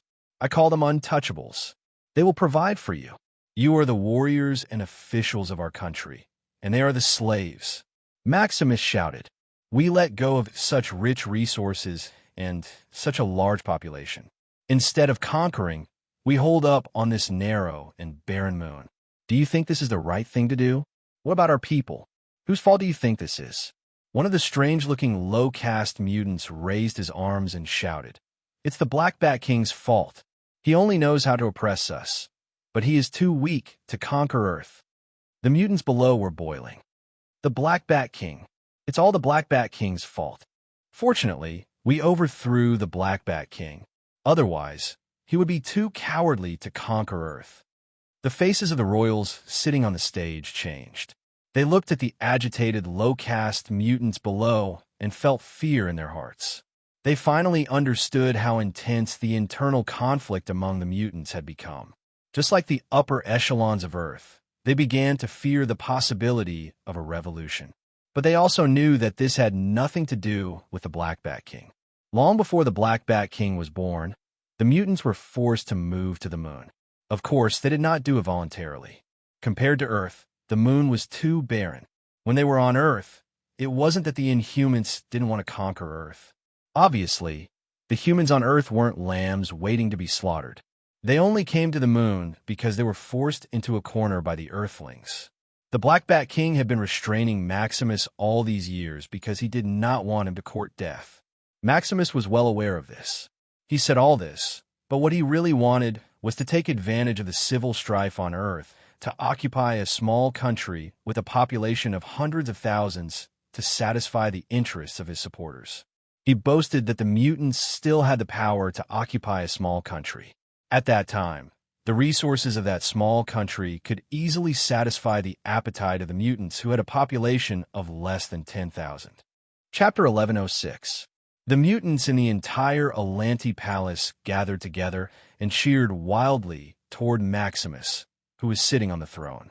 The low-caste mutants were venting their desire for victory. Queen Medusa, the wife of the Black Bat King, stood up. Under the dissatisfied gazes of Maximus' supporters, Medusa said sternly, "You know, the Black Bat King would never do such a thing. As a king, he ruled the mutants with self-control and benevolence. All the measures we have taken are for survival, including the caste. Without the caste, we would have long lost our power in the long era of isolation. The Kree created us and tried to enslave us to use us as their weapons. The mutants resisted precisely because they did not want to be involved in the war. Now, you're dragging them into another war. You're instigating them to be arrogant, making them think that superpowers are omnipotent. Humans are not lambs waiting for death. Peace is of supreme significance not only to Earth, but also to us. A few years ago, I saw with my own eyes the army of Earth come to the moon and kill an evil god on the dark side of the moon. We can start a war, but we can't end it. There are so many mutants. We can't afford to lose them." Medusa said, "Maximus, I can't sit back and watch you lead our people to their deaths." The fanatical crowd below fell silent. They wanted to resist and refute, but the long-term servility of the mutant royal family made them not dare to speak for a moment. Maximus stood up and picked his ear at Medusa. He said, "All I heard are the cliches of the royal family. The people of Earth are strong, and peace is precious. And the Black Bat King, you said the people of Earth are strong, and they killed the evil god. Who saw it? Who believes it?" "No," someone shouted. "We didn't see it." The mutants at the bottom said angrily, "You're just a weak upper class and ruling class. You'd rather oppress your compatriots than rob them. You have great power, yes, but you're not willing to use it to fight for survival for us. You're a bunch of cowards." Maximus shouted, "Cowards!" Shouts after shouts came from below. "Coward!" Amidst the roars of support, Medusa's expression was stubborn and furious. Her hair moved like countless snakes, spreading longer and longer. However, Maximus did not retreat. He stood in front of Medusa and said, "Why? Do you want to kill me, the king? Your ambition will drag the non-humans into hell." Medusa said, "I have to stop you." Maximus quickly took out a small titanium alloy can and sprayed it on Medusa's head. Medusa did not act immediately due to hesitation, but her snake hair soon drooped down as if it had lost its life. She nervously grabbed her head and saw a large strand of hair falling from her scalp, followed by more. Medusa's hair quickly stripped her clean. She looked at her bald head and screamed. Maxim laughed and said, "My dear queen, don't tell me you don't even know about hair remover." He stood on the throne and looked down at Medusa. "Why, with this ridiculous ability of yours, what kind of superpower is controlling hair? It is this ability that can make you superior and oppress people like us who have no ability. But just a bottle of high-strength hair remover is enough to cripple you. This hair remover I specially made for you can make people unable to grow hair for the rest of their lives. What use do you have for your ability?" In fact, Medusa did retain some of her ability, but she would rather die than attack Maximus with her armpit hair in front of all the non-humans. It is these things, the insignificant things created by science, that can destroy you. And what right do you have to be superior? Maximus said agitatedly, "I am the smartest of the non-humans. I control the technological development of the non-humans, but I have no status in front of King Blackbat because I have no ability. Now I want to say that your abilities are worthless to me." He pressed a button on the side of his hand, and the members of the royal family, who were eager to try, collapsed on the chair as if electrocuted. Gorgon, who had the ability to create earthquakes, rushed up and was sucked into a jar of viscous liquid. At this time, the defense alarm in the palace suddenly rang. Maximus thought that someone else's ability had accidentally triggered the alarm and ignored it. Soon, a strong tremor hit the palace, and the palace's defense system was automatically activated. Maximus' expression finally changed. He rushed to the canister that Gorgon was hiding in and asked in confusion, "The buffer fluid inside is specially made by me. How can your ability bypass the absorption of the buffer fluid and exert its effect?" Gorgon raised his head and mouthed inside the jar, "Because I did not use my ability." The next moment, a warrior wearing a black battlesuit that looked a bit like King Blackbat, his ears and black mask were a bit similar, was smashed into the palace's defense shield. He leaned against the palace's energy shield and seemed to be unconscious. T'Chara's sister was remotely taking over her brother's battlesuit. She said with a sobbing tone, "Activate motion capture and combat assistance system." Stimulated by the electrical signals from the Black Panther battlesuit, the Black Panther reacted instinctively. He leaped up like a leopard and pounced on the energy shield. His limbs stuck to the energy shield, and the claws of the battle suit sucked on the shield like pads of flesh. He stuck close to the shield and was even absorbing the energy of the shield. Maximus saw this turn of events and shot a look at his supporter, Franny, who had super strength. Flinto rushed forward, walked out of the shield, and punched the Black Panther who was waiting for Ulysses Crow. The Black Panther was unconscious, and in order to deal with Crow's sister, Princess Serene, she had activated the destruction program. Under such circumstances, the combat assistance program prioritized survival and destruction as its first priority. It was extremely ruthless, and Serene had obviously forgotten that there were others on the moon. So the Black Panther jumped up and tore Flinto apart with one claw. The claws made of vibranium and adamantium vibrated at a high frequency, easily tearing Flinto apart like a cat tearing through toilet paper. In the end, Flinto was turned into strips of flesh and blood. Maximus was a little frightened. He stood up and immediately saw the Black Panther being sent flying by a silver shadow onto the energy shield. Crow stepped on the moon rock and slowly walked out from behind. Maximus was overjoyed. "Your Excellency, Crow, thank you for defeating the Earthlings who were plotting to attack Allantai. With an ally like you, the Inhumans will definitely do their best to help you conquer Earth." Crow looked at Maximus, who was smiling obsequiously. "Get lost. Don't disturb me while I teach the enemy a lesson." He pressed down on the Black Panther's head with such force that it was directly pressed into the energy shield. The Inhumans could even hear the sound of the energy shield being overwhelmed. Crow glanced at the Inhumans and smiled coldly. "Useless test subject. Make your final contribution to the Master." He squeezed slightly, and the electrons that overflowed from his fingertips shot through the energy shield. Behind the Black Panther's head, the energy shield shattered into countless pieces like a thin piece of paper. A powerful ripple swept out and tore the entire palace into pieces. 90% of the Inhumans' population exploded into a cloud of blood mist. Maximus' eyes were about to split open. He was detained, but the roasting had unexpectedly turned into protection. Medusa, who was lucky enough to survive, let out a shrill scream. Medusa, who had accidentally activated her other abilities due to her agitation, let out a banshee-like howl, and super high-frequency sound waves shot in the opposite direction of Crow. However, the sound wave that could cause a person's head to explode could only clean up the dust on Crow's body. A mere small inhuman race dares to say that they want to encroach on Earth. Crow sneered. "As the guard of Earth's laboratory, I am duty-bound. I'll destroy you guys while I'm at it." Clearly, Maximus screamed. Crow casually flicked a ripple and turned him into powder. He carried the Black Panther, who had already turned into a dead fish, with one hand, and retracted the finger that had flicked Maximus to death with the other hand. He slowly walked toward the participating Inhumans. Medusa ran to the place where the tarragon crystal was kept and injected a large amount of the crystal into her body. She knew that whether it was for the sake of the Black Bat King or the Inhumans, she had to stop Crow from destroying Allantai at all costs. Before the remaining Inhumans could react, Crow looked at them and said in a low voice, "I was going to kill this king of Wakanda, but since you're already here, I might as well get rid of you guys as well. As mutants who imitate Master's experiments, you inferior test subjects have no right to live in Master's laboratory. Master has given you guys a chance, but even the best of you can't satisfy him.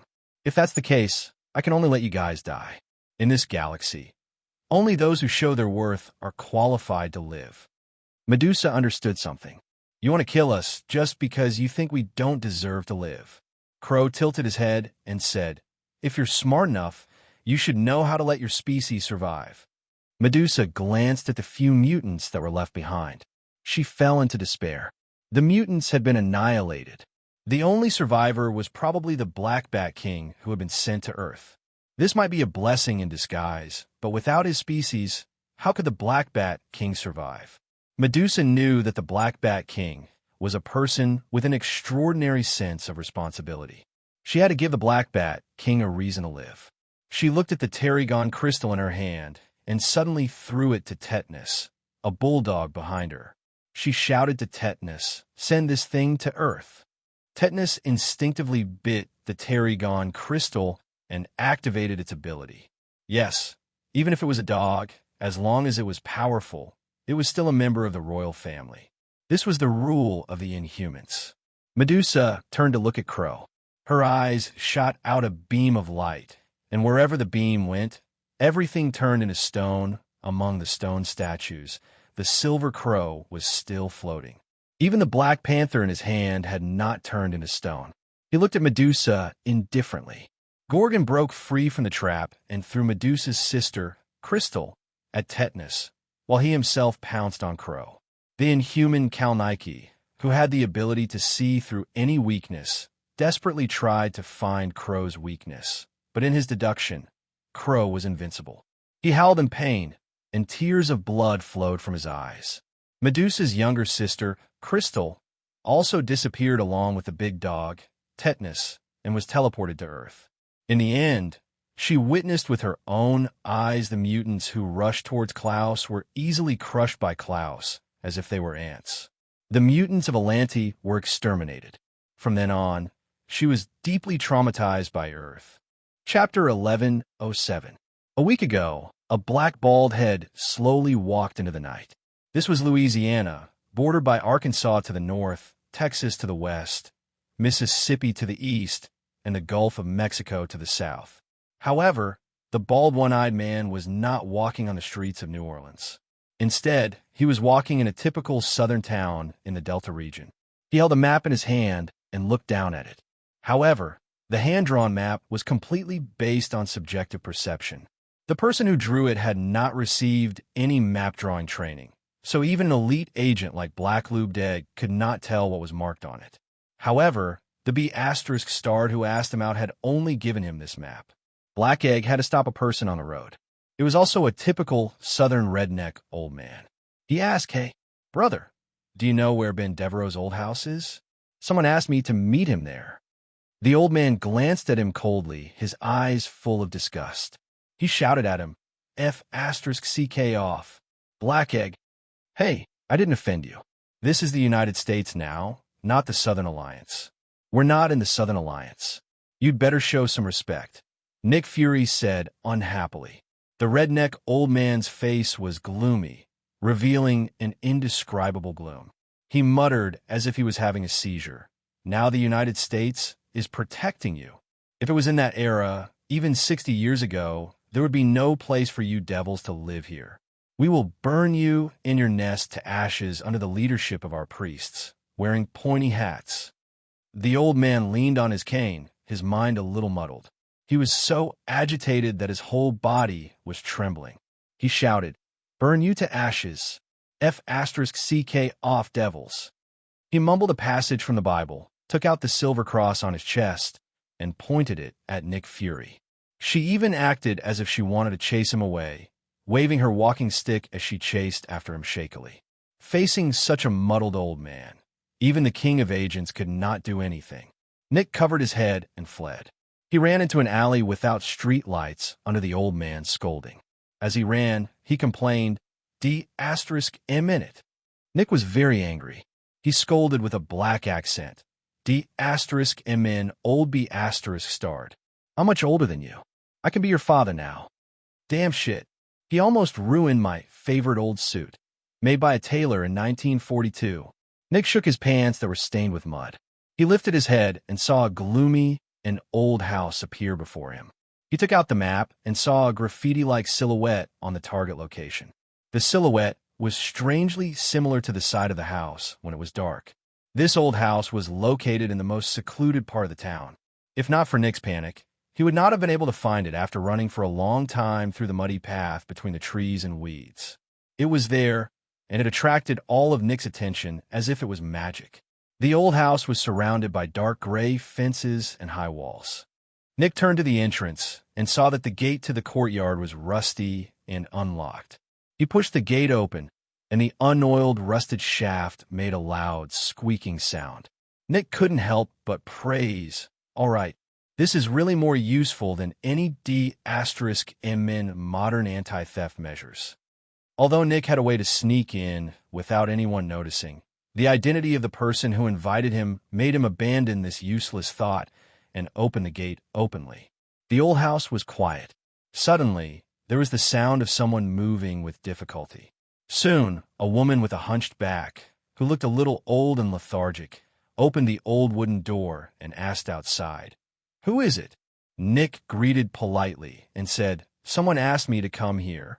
It's A.D***M young Asian. He probably claims to be an insurance investigator." The woman stared at him for a long time until Nick felt that his face was a little strange.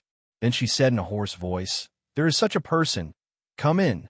Any normal person would feel that the woman's eyes were a little too gloomy, and the environment of the old house made it difficult for people to think of anything good. This old building had nothing to do with classicality and elegance at all. There was only rotten mold, rotten wood, and worn-out furniture, which made the big house full of a stale smell that could not be dispersed. The age of the woman was a little vague. She looked lethargic and a little hunched. When she brought Nick Fury in, Nick also saw that wrinkles and age spots had begun to appear on her hands. But the roots of her hair were still black, and although her face was not well maintained, there were no signs of old age. According to Nick's profile of her, old and young, even a little like himself. Only then did Nick really become interested. The woman carried a lantern and led him up the stairs. The light in the study was on, and Chun Ang's voice came from inside. "The insurance amount Mrs. Ellis's aunt left her is about $280,000, which is not a small amount. However, we found that there are some problems with her file. Ever since she married you, she seems to be a little isolated. Her good friend, the lead singer of a rock band, and her ex-boyfriend claimed that you were controlling and manipulating her, mentally detaining her. This theory is quite popular among Mrs. Ellis's young social circle. People say that she was hired by Mrs. Violet to take care of her husband when she was young, and that you were Mrs. Violet's trusted lawyer. In the end, to thank you for your care, Violet entrusted the house and the couple's personal safety to your care before the stroke, and you got married immediately after the incident. It's hard not to make inappropriate speculations. For example, did you work together to control the Violet couple and occupy their inheritance?" Investigator Constantine, another hearty and somewhat deep voice, laughed. "You're too good at guessing. In fact, people did have these doubts in the beginning. You know that I'm a professional in the law. They couldn't find any evidence to overturn everything from the act of gift. So they told the judge that Caroline and I had a special relationship with the two old people, and that we could reasonably control them by working together. I told the judge that there was no dirty exchange of interests between us, and that it was all due to the magic of love. That's how we met, but the judge also seemed to have doubts. She ruled that we should accept a supervised inheritance and assume the obligation to take care of our two generous employers. At that time, People in the town said that they would not live long because of us, but they lived for 10 years. Chenong complimented politely. Ha ha. Yes, we carefully took care of them for 10 years, as if they were our parents. In the first 3 years, this kind of malicious slander was still very popular. But as time went by, these storms all dissipated. People still believe us, believe in the kindness of human nature. Nick listened at the door. When he pushed the door open, he saw Chenong and a white middle-aged man sitting on 2 big chairs next to the fireplace, talking by the fire. When they heard the sound of Nick coming in, they turned to look at the door. Chenong smiled and stood up to greet him. He shook hands with Nick in fury and said with a smile, "Nick, you're finally here." He introduced to the couple Nick Fury, a federal legal officer, also responsible for the execution of the court's estate judgment. We will work together to handle the estate transfer and related matters related to tax payment. Nick opened his mouth and complained, "Oh, Investigator Constantine, you mentioned the tax department. Do you want me to be kicked out of here with a broom?" He turned to the middle-aged white man, who was probably a retired lawyer, and said, "I'm just a bailiff. I don't collect taxes. I'm here to give you money. Please don't kick me out." Everyone laughed together, and the atmosphere was joyous. Even in the United States, the best way to close the gap was still to complain about the tax department together. Everyone expressed some dissatisfaction with the IRS, Internal Revenue Service, and the distance between each other was greatly shortened. The hostess, or rather, Mrs. Matthew, Caroline Ellis Matthew, was still standing gloomily next to them. She was in the shadows, and her back was hunched even more. Her husband, Luke Matthew, seemed to be unable to stand it anymore. With a hint of scolding tone, he said, "Go and make a pot of coffee for the guests." The woman staggered away.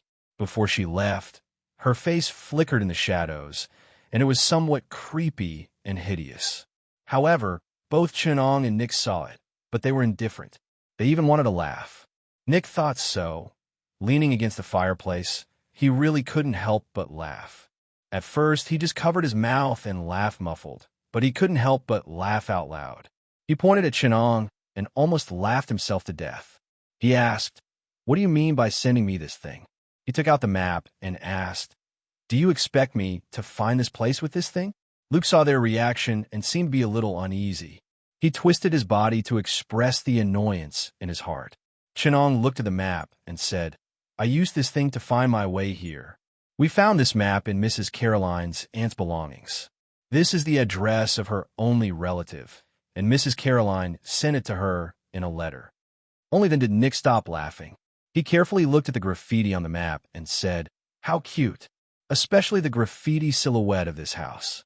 Mr. Luke somewhat awkwardly took over from Nick's words and said, "Thank you. This was left behind by my wife when she was very, very young. At that time, she was still a naughty girl." Nick suddenly said, "Can you ask Mrs. Caroline to draw me another silhouette? I want to keep it so that when I tell people about this adventure in the future, I can show them this map and let them find the route on it." Chenong snatched the map away and said, "Don't even think about it. I want to keep this map for myself. You know that I like to collect all kinds of souvenirs from every case I handle. I once collected a hockey mask a few years ago. It was given to me by one of my beneficiaries. He had to wear this mask given to him by his mother every night before he could sleep. But he gave it to me. That was the best gift I have ever received. That hockey mask." Nick suddenly burst out laughing. "So there's such a story. Then what about the Iron Man mask in your office? Was it also given to you by Tawny Steck? And the old videotape? The voodoo doll on the bookshelf? The glasses left by that crazy Sam's grandfather that you bought online at high price? Oh my God, Sam's grandfather is really just a shoemaker. He has never been to the South Pole, not even the North Pole." Chenong's expression was calm as he said, "Mine is real." "What?" Nick smiled and made a black question mark. JPG with an exaggerated expression, which was unique to black people. "Mine is the real Captain Witwicky's glasses," Chenong said calmly. Nick's expression froze. He put on a serious expression and stared at Chenong. Just as the atmosphere between the two of them became more and more tense, the hunchbacked woman walked in silently with a pot of coffee. She seemed to be unaccustomed to the tense atmosphere in the room and the coffee pot shook. At this time, Nick's face gradually revealed a sinister smile. Then, he grinned, revealing his white teeth. He pounded the table and laughed maniacally. "Constantine, you always have such a sense of humor. Like a damned Englishman's dry sense of humor." The coffee on the table almost spilled out, but Nick ignored it. He turned to the hostess and said, "Madam, this is the map you drew when you were young. To be honest, it's not easy for me to deal with it." Nick's mind flashed quickly. When a map sent by Chun Ong arrived at SHIELD, the agents were on high alert and there were many inspection items. "Can you draw another one for me? I want to keep it as a souvenir," Nick said calmly. The hostess was at a loss. She subconsciously tightened her grip on the lace of her apron. Her hands tugged on the apron anxiously. Mr. Luke reminded her indifferently, "Dear, is there anything wrong with drawing it?" Nick pretended to be surprised and said, "Did I offend you?" The hostess said with great difficulty, No. She picked up a pen and scribbled on the white paper beside her. However, she could not draw well. In the end, she made a mess. Chenong stopped her and said, "Enough. Stop drawing. I'll give you the map." Nick's eyes widened and asked, "Then what will you use as a souvenir? Investigator Constantine? Since you want it so much, why should I take it away from you?" Chenong said, "Anything is fine as a souvenir. I'm just accepting some worthless gifts from the beneficiaries.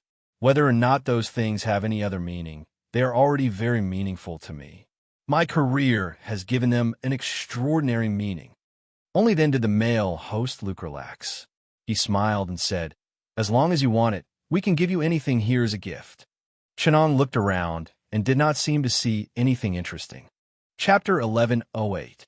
Chenang's choice surprised Luke.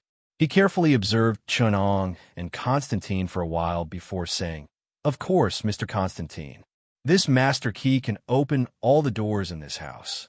Chenong did not seem to react. He still smiled and said, "My request is too abrupt, but who would have designs on this house?" Luke smiled and said, "This house might have been worth a lot of money in the past, but it's really old now.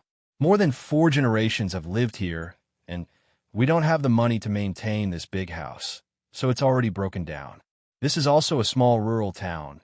It's really not worth much." Nick interrupted, "But in such an old house, there must be a lot of antiques. That was a very valuable item, so this key can't be given to him." Luke smiled and said, "Both of you are trustworthy people, and the 200,000 will be of great help to us. We plan to leave here after we get the inheritance. We're old and need better medical care and retirement conditions. We need better medical care and retirement conditions. With that money, we plan to move to New Orleans. Besides, all the antiques have been collected by us and placed in a room in the attic. That room has the only door in this house that can't be opened with a master key." Chun Ong accepted the key without hesitation and said gratefully, "Thank you for your generosity. It's been a pleasure talking with you. You're a knowledgeable person. It's like you've seen the history of this town and the changes of the times with your own eyes. I'm really interested in history, and this house has a very long history. It's like a gallery of time.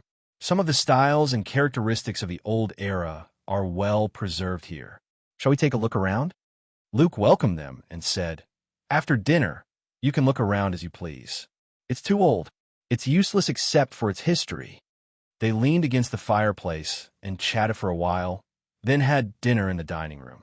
The dinner was chickpeas with mashed potatoes, a classic rustic dish. After dinner, Luke said apologetically, "I'm used to taking a nap after dinner.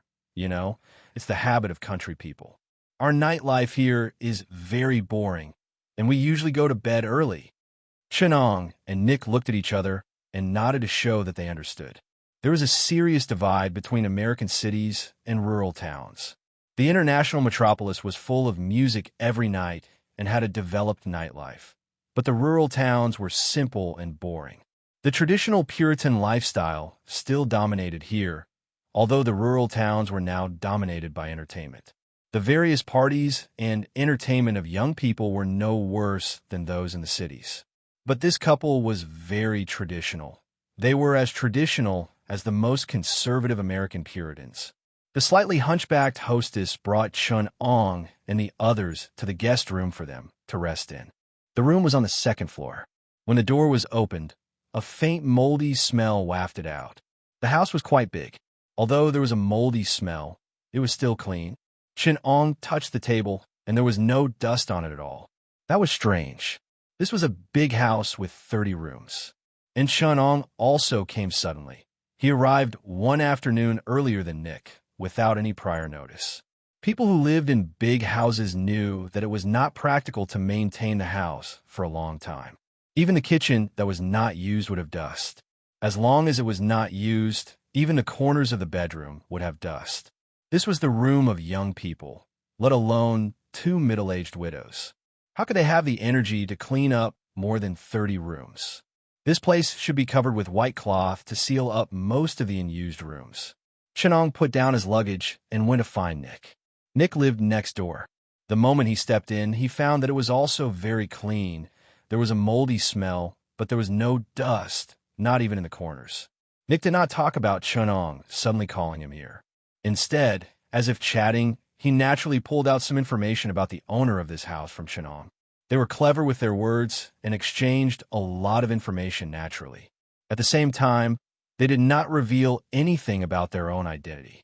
It was enough to prevent the eavesdroppers from learning anything. There are many religious symbols and statues here. There are the Virgin Mary, the Son of God, and some biblical figures. Nick joked, "You should be very interested. What I'm more curious about is..." Chun Ong pointed at the top of the bed in Nick's room. There was something hanging from the ceiling. It was a doll about the size of a human palm, with its eyes sewn on with a button. The doll's facial features, its nose and mouth, were all drawn on with a crude brush that looked like graffiti. Lying on the bed, opening your eyes and looking into this thing's eyes, what kind of feeling do you have? Not only was Nick not afraid, he was also curious after hearing what Chun Ong said. He lay back, and a black bald head fell on the headboard. Its eyes were looking at the position where the doll was. "It is quite cute. If I have a daughter, I will play with her with the doll. You know, I will be the kind of father who can put down his pride and is very approachable." "First, you need to have a daughter," Chun Ong said indifferently.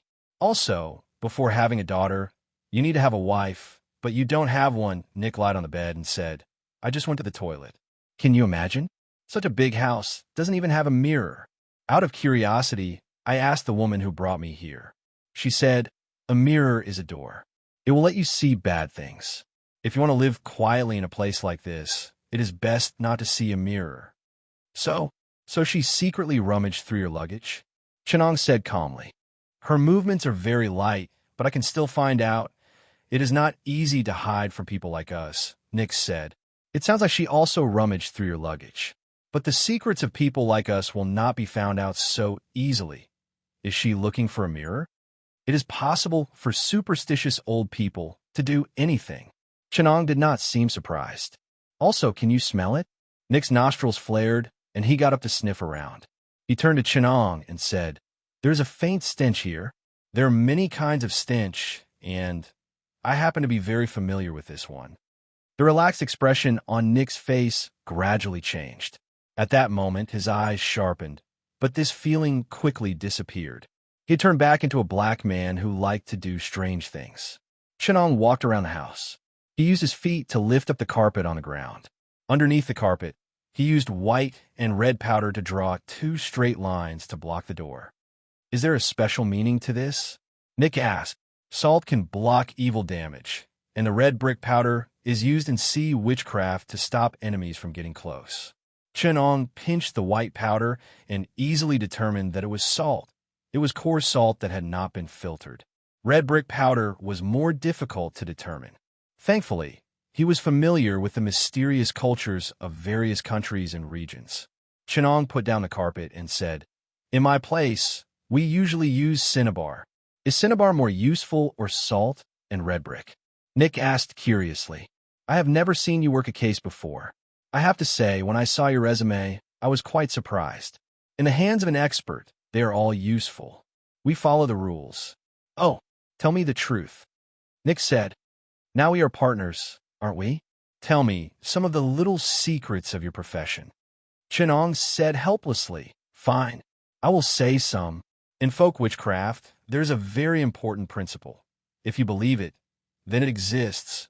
If you don't, then it doesn't. Some spells rely on energy to work, like Kamartaj. Sorcerers collect energy and forge it into weapons. That is why I said they follow the rules. But there are some magics that rely on faith. The sorcerer's will makes it work. Therefore, at that time, the subject's will is also very important. Once you don't believe in witchcraft, its power will be greatly reduced. This is because the world is material and witchcraft is consciousness. Consciousness can work on consciousness, but it cannot work on material. Chapter 1109. In other words, this kind of witchcraft works sometimes? Nick was surprised. I thought they were all like strange. What kind of witchcraft do they have? I know how to deal with them in the future. Most of them are folk spells. China's Maishan, Russia's black mass, Africa's black witchcraft, and some voodoo witchcraft, including divine spells. Divine spells require faith to exert their power, and are also a type of willpower. Whether it is Satan or Jesus, many of the mass spells used by their churches belong to this category. Nick skillfully put on his gloves. He was wearing black clothes and even a black hoodie. Chenong laughed.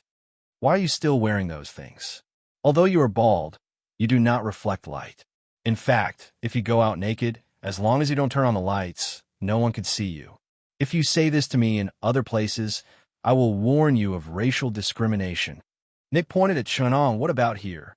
Chenong raised his eyebrows and asked. Here.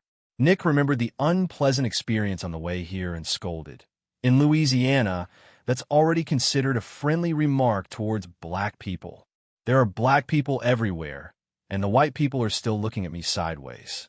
I always ask myself, is the South not liberated yet? Nick raised the tactical flashlight in his hand and said, Are we going out like this? I feel like we are two stupid thieves on a night trip. Don't alarm them. Chenong held the flashlight and stepped out of the door. The dim yellow light in the corridor illuminated their blurry shadows. They went down to the first floor and began to search separately with the lobby as the dividing line. Chenong told Nick in tactical sign language that he would go left and he would go right. Nick held the flashlight and felt his way to the left. In fact, he had some doubts in his heart. Why did Chenong call him here? The two big shots of the Divine Shield and the Holy Shield were like second-rate detectives exploring an old, for Americans, house. He knew that Chenong seemed to be looking for something. They had a tacit understanding. When some clues showed that there was something strange about this house and its owner, Nick had no reason not to play a game with Chenong. In particular, some signs faintly revealed a very important piece of information. The secret in this house was related to voodoo. Nick knew that one of the 5 seals that gave the Divine Shield and the Holy Shield headaches was one of the poison cult. It was hard for Nick to think that this had nothing to do with the seals. Nick opened the first door from the left of the porch and saw 2 figures at the door in the dark room. The first thing he saw was the dark figure standing against the door. Nick almost used his joints to have twisting and breaking its head. But soon Nick realized that it was just 2 puppets made of straw. At a glance, they had eyebrows and eyes, but at a closer look, they were even more terrifying. The flashlight shone from the bottom of the puppet, and the light shone from bottom to top on its face. Because of the uncanny valley effect and the shadow effect of the light, it looked very hideous. In the dark old house, it was even scarier. But Nick was like seeing a familiar friend. He put his arm around the puppet's neck, if it could still be counted as a neck. Nick smelled a strange smell on the dummy. He sniffed it a few times, then pulled out a dagger and tore open the pillow cover, revealing the figure made of straw. He stabbed the dummy with the dagger and found that the straw was wrapped in lime, like the dried internal organs of an animal. There was also sulfur. That was the smell of sulfur he had just smelled. Nick quickly and carefully searched the room. There was nothing inside, but he found a few smaller dolls. He came to the next room. This time he was prepared, but when he opened the door, he was shocked by the dummy hanging at the door. There was a rope around the dummy's neck, and it was hanging at the door through the ceiling light. This time, the dummy was much more detailed. It was a plastic model. Its hands were twisted behind its back, and its neck was slanted. Nick had a strange feeling that this dummy was different from the one in the previous room. Although the dummy in the previous room looked like a dead object, this one, although much more detailed, gave Nick a feeling that it was alive. When he opened the door, Nick swore on his identity as the king of secret agents that he would never confuse a dummy and a corpse. The people he had killed and the corpses he had seen were way more than the dummies the average person had seen. But this time he got it mixed up. He almost thought it was a hanging corpse. That was why he was shocked. Nick studied the dummy carefully. He noticed that there was a unique life force in the dummy. In other words, it was artistic. At a glance, there was no difference, but Nick was sure that if he showed it to the artists, they would be able to see the life force in the dummy. In other words, a normal dummy was just a prop, but this one here was like a work of art. Works of art usually gave people a vague feeling, showing something inner and alive. Nick noticed this. He saw the dummy struggling in the air. It was afraid, releasing the tension in its heart. It appeared at the door as if it was guarding against something. Then the thing opened the door and came in. It was suspended in the air, struggling, resisting the thing. Then it was devoured and eroded. At this point, Nick suddenly felt that the feeling of touching the dummy had changed. It was no longer the stiff and inelastic plastic. Instead, it was cold and slippery, like human skin without any warmth. A thick stench came from his mouth and nose. Nick felt the dummy that he was holding on to start pressing against him. Its hands were grabbing onto him, but he still had the time to observe the room. This was a room that someone had lived in. There were traces of human activity here not long ago. Countless small details showed that. Nick believed in his observation. At this time, the cold and slippery body had slid into his chest. It was like a soaked corpse that was pulled out and then pressed against him. Nick had felt the touch of all kinds of corpses.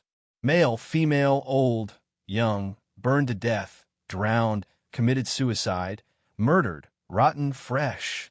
At that moment, his heart did not waver. In fact, he had the urge to hug it and sleep. However, his rationality stopped him from doing something so insane. So, Nick had no choice but to insert his large hands into the mannequin's hair. He felt around the neck where the collarbone was. Then, with a slight twist of his hands, the mannequin's head was pulled off. He held the mannequin's head in his hands like he was holding a basketball and made a shooting pose. The black man's big hands could hold a basketball firmly in his hands. Compared to that, a small woman's head was nothing. He threw the doll's head, which bounced off the wall and was caught by Nick's hand. He immediately performed a series of shooting moves, dribbling the ball, taking 3 steps to the blue line, and shooting a 3-pointer from afar. The mannequin's hair tangled around his hands like it was protesting something. Chenang's voice came from behind him. The way he looked at Nick was strange, like he was looking at a pervert. "How long do you plan to play this game? You finish your inspection?" Nick was surprised. "I'm not as slow or as interested as you are," Chenang said. "There are mannequins in every room, and they are made of various materials.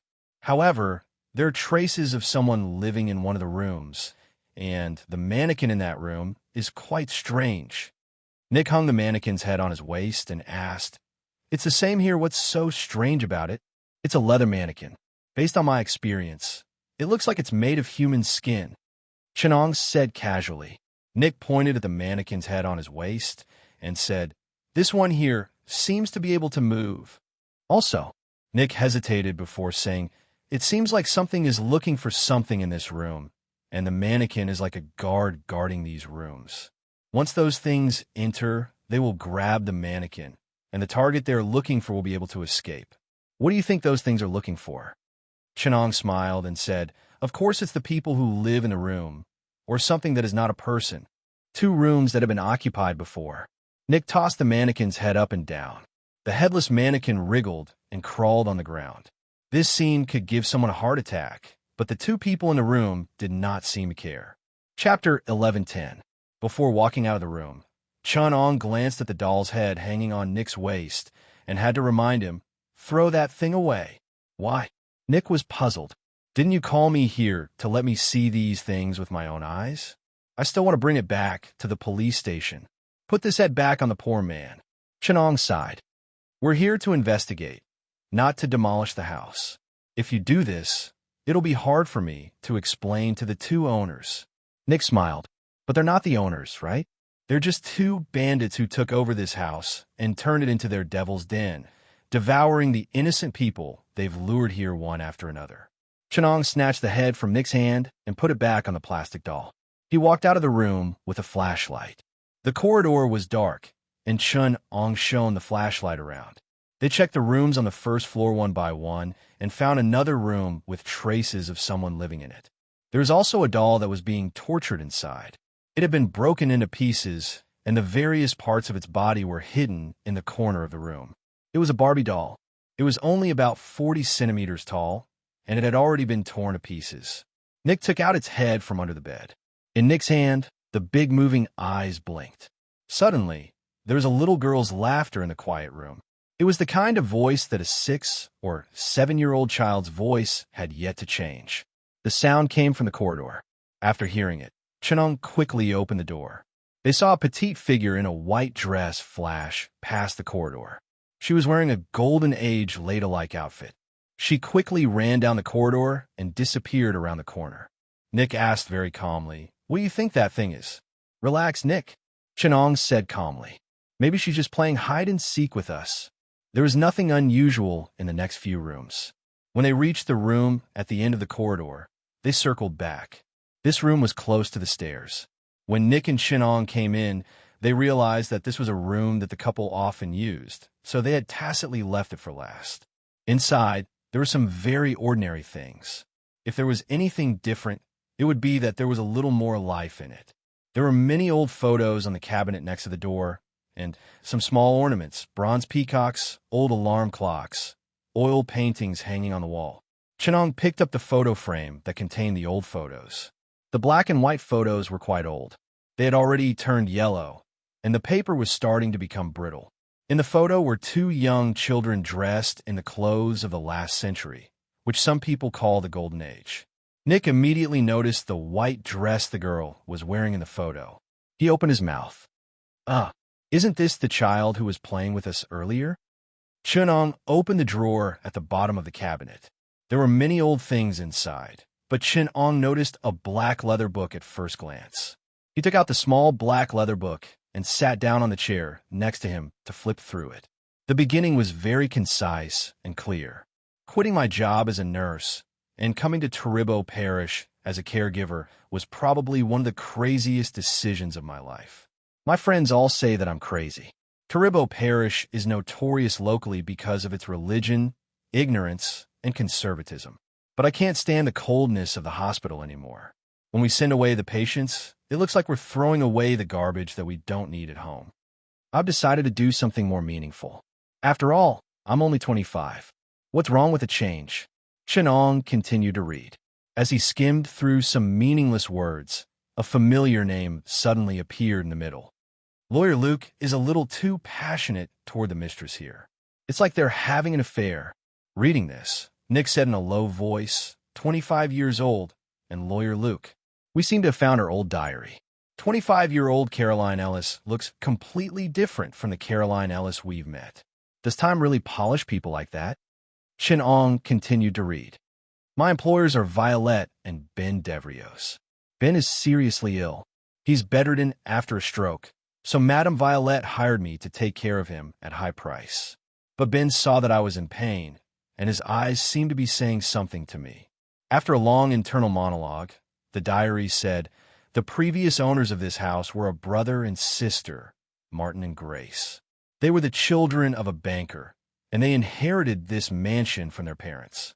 But the two of them lived alone and never married. If you ask me, a man and a woman, even if they were biological siblings, living together for the rest of their lives wouldn't raise any good suspicions. God forgive me, I shouldn't have thought so dirty." Nick picked up the old photo on the table. They should be Martin and Grace, but another photo fell out from behind the frame. Nick picked it up and saw that it was still a photo of Martin and Grace when they were young, but behind them stood a black couple. They stood behind the siblings like servants, and behind the photo were written, Father Justine and Mother Circe. Nick chuckled. Black servants again. Did you know? Many rich white Americans grew up under the care of black servants. They called them Father, mother, uncle, aunt, but they didn't hesitate to sell them. Just like Uncle Tom. Have you read Gone with the Wind? In that book, there are those loyal black servants. They are written as if they are part of the family, but when they turn around, they can cruelly abuse their family. I bet Justine's father and Cersei's mother didn't have a good ending. Chenong smiled. That's not necessarily true. Sometimes, the identity of the torturer and the victim can be switched. It depends on which side is more evil. The diary told a story at the end, a story that might have something to do with the strangeness of the mansion. While Caroline was taking care of Ben, she gradually felt that the old house was strange.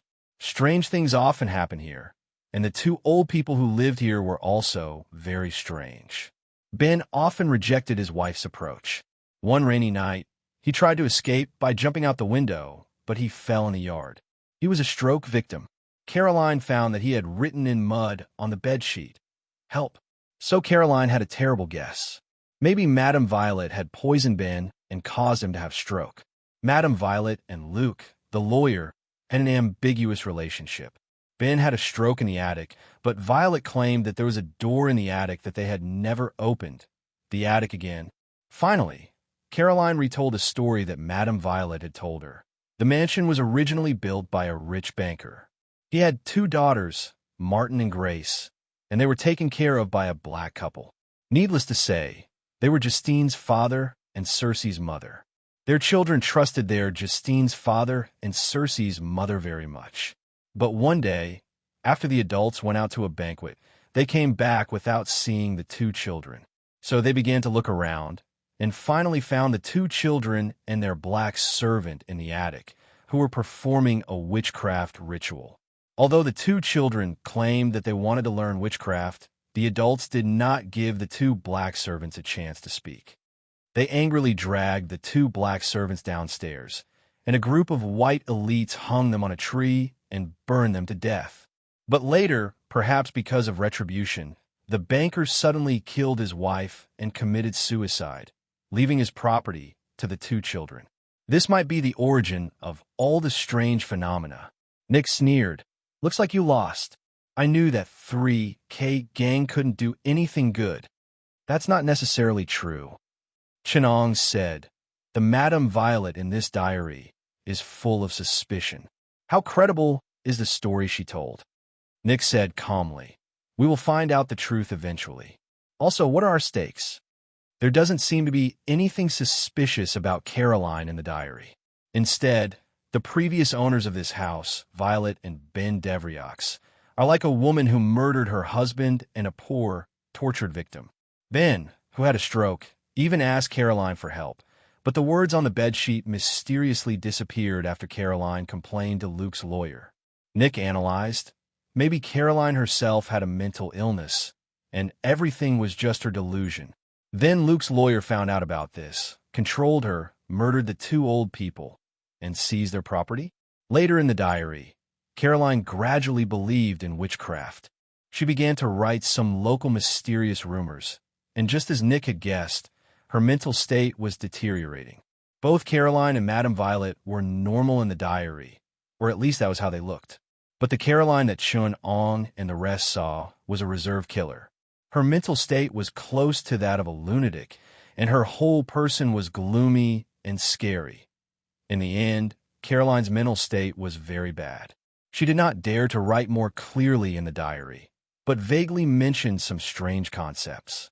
She used a pen to copy many materials and rituals. Among them were sulfur, lime, blood, hair, and seemed to be preparing a strange witchcraft ritual. She also mentioned a local legend about witchcraft. There was a kind of witchcraft that could grant immortality. As long as a living person was sacrificed, they could obtain the rest of their life. Chapter 11:12. It was late at night. Chun-Ong and Nick were still in the corridor on the second floor. They heard a rustling sound coming from the bathroom on the second floor, where they had placed the mirror. It sounded like the sound of clothes rubbing against the ground, as if someone was crawling on the ground. Chun-Ong turned to look at Nick and said, according to tradition, we should listen more secretly in the room. Nick nodded. Good idea. Then, the two of them quickly returned to Chun-Ang's room, and stood at the door to listen carefully to the sounds in the corridor. The couple's bedroom was just a corner away from Chun-Ang's guest room, and the bathroom was between them. Water dripped on the bathroom floor, making an almost undetectable sound. But the people here had very sharp ears, so they could hear it clearly. They could even judge the direction and distance of the sound. There were two things moving in the bathroom. One of them was crawling on the ground, its clothes rubbing against the ground, making rustling sounds. The other did not make any footsteps, but there was water dripping from its body. It seemed like its feet were not touching the ground, so they could only judge by the sound of water dripping. It walked out of the bathroom, and the door opened. Soon, the rustling sound turned into the sound of clothes rubbing against the carpet. They seemed to be looking for something, and the rustling sound approached the direction of Chun-Ang's room. It would always sound for a while, and then it would be quiet for a while. It was very rhythmic. Nick silently counted the time between the sounds. He judged the distance between the walking and stopping by the sound. That was the distance between the doors. The thing crawled to the door of each bedroom, stayed there for a while, and then continued to crawl to the next bedroom. Nick used a tactical hand gesture to signal to Chun-Ang. "They're looking." Chun-Ang replied, "They should be looking for someone. Do you think they can tell the difference between us and the person they're looking for?" The two of them fell silent. The rustling sound came closer and closer. It was already next door, Nick's room. This time, it stayed a little longer, as if sensing that something was wrong in the room. Then, there was the sound of nails scratching against the door. It was not loud, but it was very obvious in the dark. After a long time, the sound of nails scratching the door disappeared. What followed was a long, long silence. It was so quiet that Chun-Ang and Nick could hear the sound of water dripping on the other side. The dripping sound would also linger in each room for a while. They seemed to be searching separately. The sound of dripping water was easy to distinguish, because once it stopped at the door of a room for a while, the sound of dripping water would become the dripping sound of a drop of water falling into a puddle. Nick took out his pen and wrote something in the little notebook he carried with him. Chun-Ang leaned forward to take a look. It was calculating the height of the water droplet from the ground based on the time and volume of the sound. It was not difficult to calculate. Based on the sound of the thing moving, one could calculate its speed. Then, based on the landing point of the water droplet and the time between when it stopped, one could calculate how high the water droplet was falling from. This was junior high mathematics, but the prerequisite was that one's ears and experience could accurately detect the sound of the water droplet. This ability to discern the location of the target through listening was not something an ordinary person could do. Chun-Ang glanced at it and instantly gave Nick a look of disdain. Did he even need to use a pen to calculate this? Chun-Ang calculated in his mind and found out that the height of the water droplet was about 4 meters, and the ceiling of the second floor was only 8 meters high. 4 meters. Chun-Ang repeated the number in his mind. This is not the height of a normal person. Even if the thing's head is touching the ceiling, the tip of its feet, or the corner of its clothes, the water droplet will fall from the lowest point, and it will be 4 meters from the ground. Chun-Ang calculated the falling speed of the water droplets on the thing's body and calculated the different heights of the falling points. Then he took the smallest value. That should be the water droplet falling from the tip of its feet. No, it was not a water droplet. Chun-Ang had calculated the weight of the water droplet based on the acceleration, and then based on the weight of the water droplet, he calculated the surface tension of the liquid. That was not pure water. It was also not blood. As for what kind of liquid it was, Chun-Ang was more inclined to oil. If it was really that thing, would it be a midget or a child? At that moment, the thing next door moved. Chun-Ang began to smell a burning smell approaching. It was the smell of burning and rotting, the smell of a corpse. It was still crawling on the ground. He could see a shadow appear at the door, peeking out from the gap of the door. The thing seemed to be lying in the gap of the door below, looking inside. Chun-Ang raised his head and saw that Nick had already leaned against the walls on both sides and was sticking to the ceiling in the corner. His forelimbs were supporting the walls on both sides of the corner, and he was at ease. He even had the time to stretch out a hand and make a shushing gesture to Chun-Ang. "Ha! You still say you're the director of S.H.I.E.L.D. Venom's identity has been exposed. Nick, you still say you don't have spider sense. Chun-Ong stood in place, and the thing seemed to have seen his feet. It began to use its claws to grab the door and climb up. The sound of its nails scratching on the door was a little irritating. The thing climbed to the position of the keyhole and then looked inside. A blood-red eyeball appeared opposite the keyhole, and Chun-Ong stood with his back against it. His body was like a puppet on a string, posing in a classic Michael Jackson pose. His body was tilted 45 degrees, facing the floor, and his hair fell down to cover his eyes. His body was so stiff that it didn't look like a human at all. His whole body was full of mechanical rigidity and numbness, and there was not even a trace of a living person on his body. The thing seemed to be quite curious. It stared at Chun-Ong for a long time, and its eyes were full of curiosity. Although the glass of the eyeball was burned a little yellow and turbid, the emotion that was revealed still made its eyes a lot more vivid. Nick inexplicably felt that it was a little cute. Human instincts determine that they can't resist the ignorant eyes of small animals. The childlike state, the instinct to protect the cubs, this is the source of cuteness. It turns out that as long as the eyes are in place, anything can be cute. The thing looked for a while, and it seemed to be really curious. But it still slid down the keyhole with reluctance, and then continued to climb to the room next to it. After it left the door, Chun-Ang's body instantly stood upright, as if he was pulled up by a string. Nick also quietly climbed down from the corner of the wall. The dripping thing had already passed the door of the wizard couple's bedroom. No one knew what the couple did, but the thing didn't seem to notice. It stayed at the door for a while, and then left. The two of them met at the door of the stairs outside the corridor. There was also an old rusty mechanical elevator for people who couldn't move easily. When Chun-Ong and Nick came, they paid special attention to the elevator because it was too old. Luke's lawyer also told them that it was installed for the convenience of the paralyzed Ben. After Ben passed away, they didn't remove it, but no one had used it for 10 years. Now it seemed that Luke wasn't being honest. It was used every night. Just as the two things were about to start the elevator, they suddenly heard some whispers. The voices were very soft, almost like a few wisps of air. Then the two things stopped for a while and started to move towards Chun-Ang's room. Nick subconsciously raised his head and saw that Chun-Ong was already supporting himself on the ceiling in the corner. His body was curled into a ball, like the shadow in the corner of the wall. This time, the two little things moved faster, and soon they would reach their door. Nick gave Chun-Ong the middle finger. He had no choice but to unbutton his shirt and put on his coat to stand where Chun-Ong was. Leaning forward, he lowered his body bit by bit with difficulty. He relied on his ankles, and his calf muscles were tight. He couldn't do it as freely as Chun-Ong. Without the help of the mechanism, he could only do it with his muscles. Even Nick was in a difficult position. Fortunately, he gritted his teeth and forced himself to do it. The dripping sound stopped at the door, and so did the dripping sound. Then there was a very soft knock on the door. The knocking sounded at the same time, as if someone was knocking with both hands at the same time. Who would be that bored? The thought just flashed across Nick's mind when another image popped into his mind. A body hanging from the ceiling approached the door.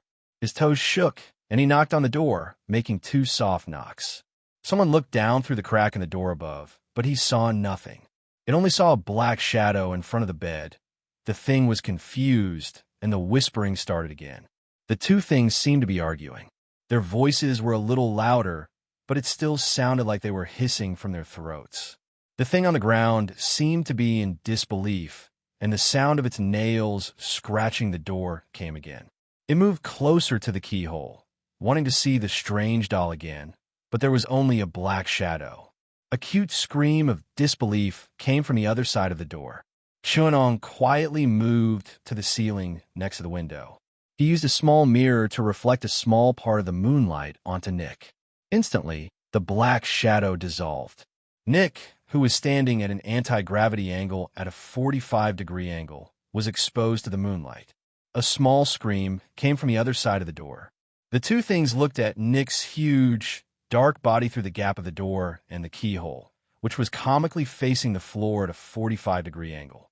The two little things were whispering to each other again. They seemed to be discussing something excitedly. If Chun Ang's performance was as precise and stable as a puppet's, then Nick's performance was quite funny, like a clumsy clown. Fortunately, the two things were really easy to fool. They didn't care about the replacement. They watched for a while and left. After a while, the creaking sound of the elevator was heard. In the room of the two wizards, Madame Caroline suddenly said, "They're a little early today." The doll in the attic didn't respond. "Maybe the doll is broken again," Mr. Luke said. "Go get a new one tomorrow morning. We're running out of time." Justine. Caroline called the other person's name. The first night passed just like that. Soon, the sky turned bright, and the rooster crowed in the courtyard. Chapter 11:13. Early in the morning, Caroline first got up to check the attic. She walked up the ladder, took out the master key, and opened the door of the attic. It was just dawn, and the light in the attic was very dim. There were many things piled up on both sides. Most of them were all kinds of puppets. There were hideous statues, human figures covered in white cloth, scarecrows made of grass, and sewn puppets. All kinds of puppets were piled up on both sides, their expressions ferocious and weird. However, these creepy puppets seemed to give Caroline peace of mind. She smiled as she walked past the puppets.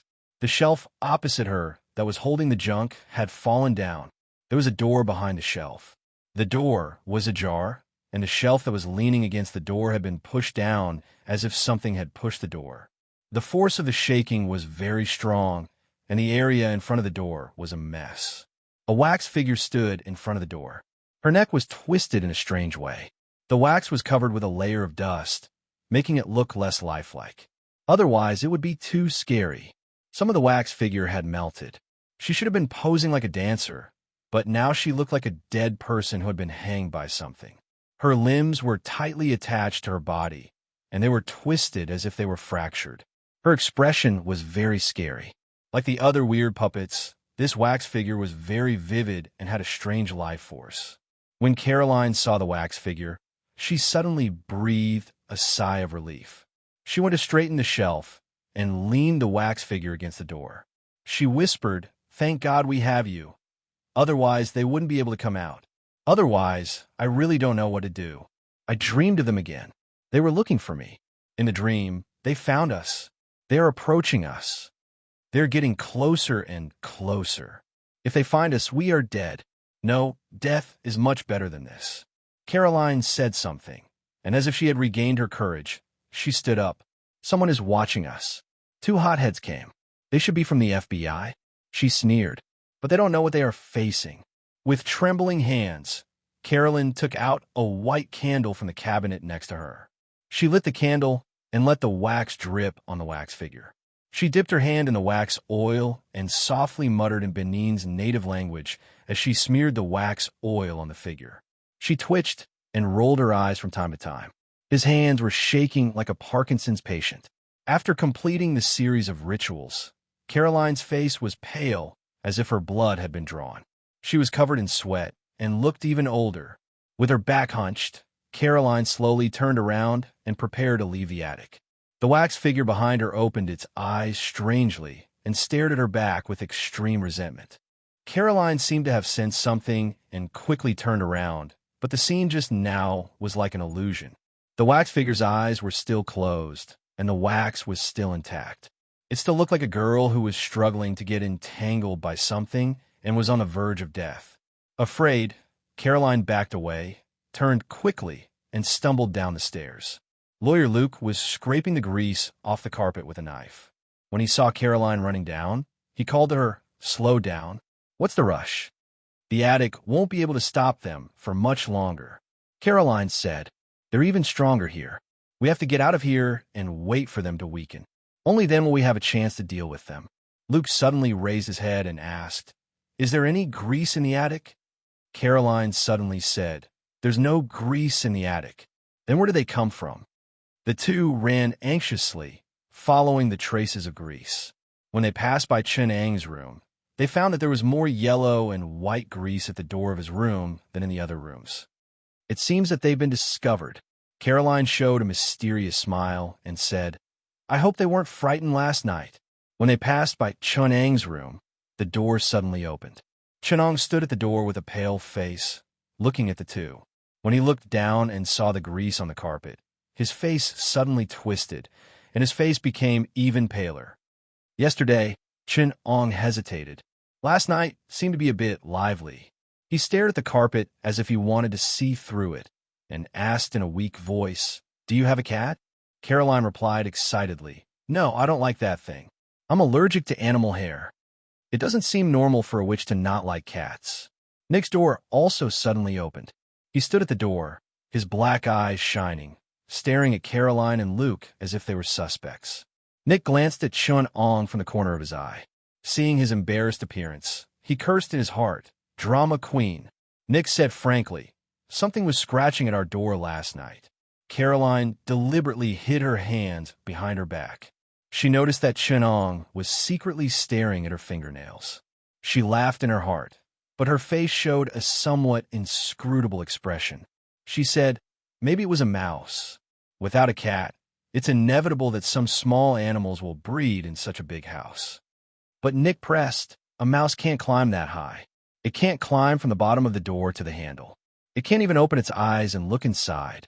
Also, this room is indeed very old and very big, but I notice that there are no annoying rodents, not even bugs. I've heard that some wizards like to use sulfur to perform their witchcraft. When they're too poisoned, they'll be covered in the sulfur smell. Even bugs won't come close to them." Caroline saw the grease at the door and became impatient again. "Old houses are like this. There are all kinds of strange problems. Now I'm going to clean my carpet. Breakfast is in an hour, downstairs in the dining room." She heard her husband Luke roar in the bathroom and immediately rushed over. As soon as she entered the bathroom, she saw another reflection of herself on the wall. It was a dark-skinned, sharp-eyed woman who looked very capable, a black woman. Beside the black woman was also a black man in an old waiter and servant's tuxedo. Caroline's body went cold. She screamed, "Mirror! Why is there a mirror?" Caroline went up and smashed the mirror. She hurriedly pulled a carpet from the side and wrapped the broken pieces of the mirror in it. She rolled it into a ball and gave it to her husband. Then she quickly walked to Chenang's room and asked them, "Mirror, did you bring the mirror in the bathroom?" Chenang looked up in surprise. "What mirror?" Caroline stared at him as if she wanted to gouge out his flesh. "Don't let me find out who did this. In this house, no mirrors are allowed." She was almost hysterical as she roared like a crazy woman. Nick asked, "Why can't there be a mirror? Did someone do anything in front of a mirror? Or did the mirror let you see your ugly face and see the truth?" He leaned forward and whispered, "What are you afraid of?" Chapter 11:14. Facing the aggressive Caroline, Nick suddenly refused to back down. He said in a low voice, "Didn't you already check it? When we first moved in, I found an excuse to go to the toilet and found that even the bathroom in this house didn't have a mirror. At that time, you should have been rummaging through our luggage. None of this escaped my eyes. I'm an FBI agent, Nick Fury." Nick took out his ID and showed it to the two. "Are you sure you want to search the belongings of a public official?" Nick said, "I don't think you have the authority." Chun-Ong continued, "We are here to investigate the case that happened 20 years ago. I remember that it was you who called the police, Miss Caroline. You called the police and claimed that you were being persecuted by witchcraft in this house. However, when our police arrived, you said that nothing had happened. You were too nervous at night, so you were hallucinating. Then, Mrs. Violet suddenly had a stroke. She even left this house to you." Chin-Ong continued, "From then on, the local police began to pay attention to you. If Violet and me had died, the police would have immediately launched an investigation. But they lived for another 10 years, which was really not easy for two old people who had a stroke, so the police ignored you. Until the FBI noticed this case. Caroline's aunt called the police before she passed away. She was already delirious at that time, and the doctors and her family suspected that there was something wrong with her, so they didn't pay attention to it. She said that Caroline's soul told her in a dream that someone had killed her and taken away her body. We later found out that in the letter that Caroline's aunt had sent 20 years ago, Caroline had written down some of her doubts at that time. She suspected that her employer had poisoned the patient she was taking care of. She even sent a bottle of medicine and asked her aunt to help her examine it. However, her aunt neglected this matter and still kept the bottle of potion. We later examined the potion and found that it was not an anticoagulant or stroke medicine, but a local herbal preparation. It contained hallucinogenic plants and some neurotoxins. Because the ingredients were very complicated, we did not know what they were used for. But I found a familiar ingredient, tetrodotoxin. In Haiti's primitive religion, this toxin was used to create a terrible witchcraft product. Witches would secretly feed a powder containing tetrodotoxin to living people and turn them into resurrected corpses to enslave them. An appropriate amount of tetrodotoxin can indeed cause a stroke. The primitive religion in Haiti later spread to the United States. In Louisiana, it was reorganized by the legendary Witch Lavelle and established the Voodoo sect.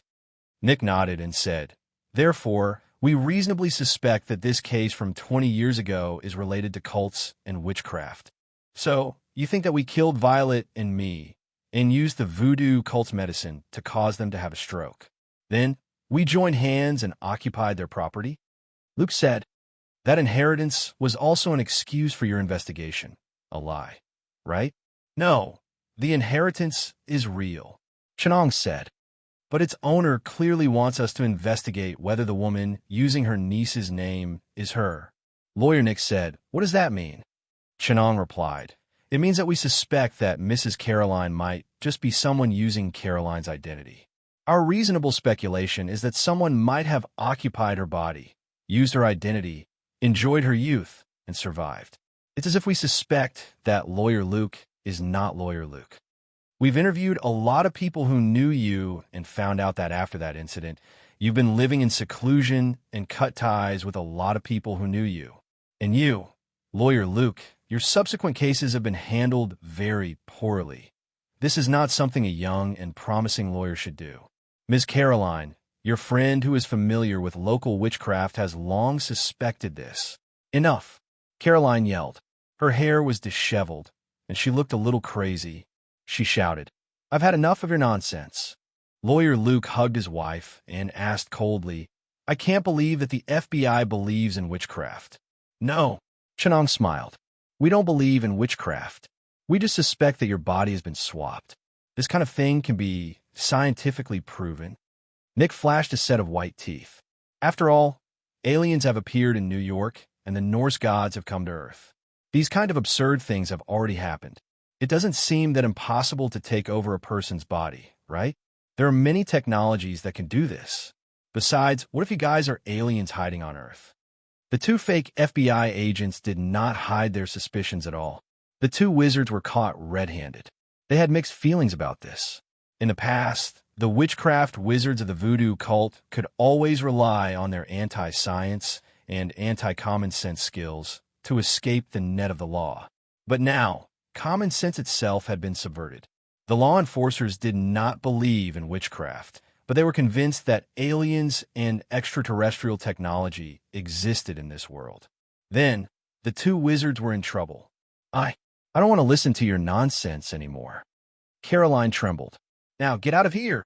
This is your legal right, Ms. Caroline." Nick smiled.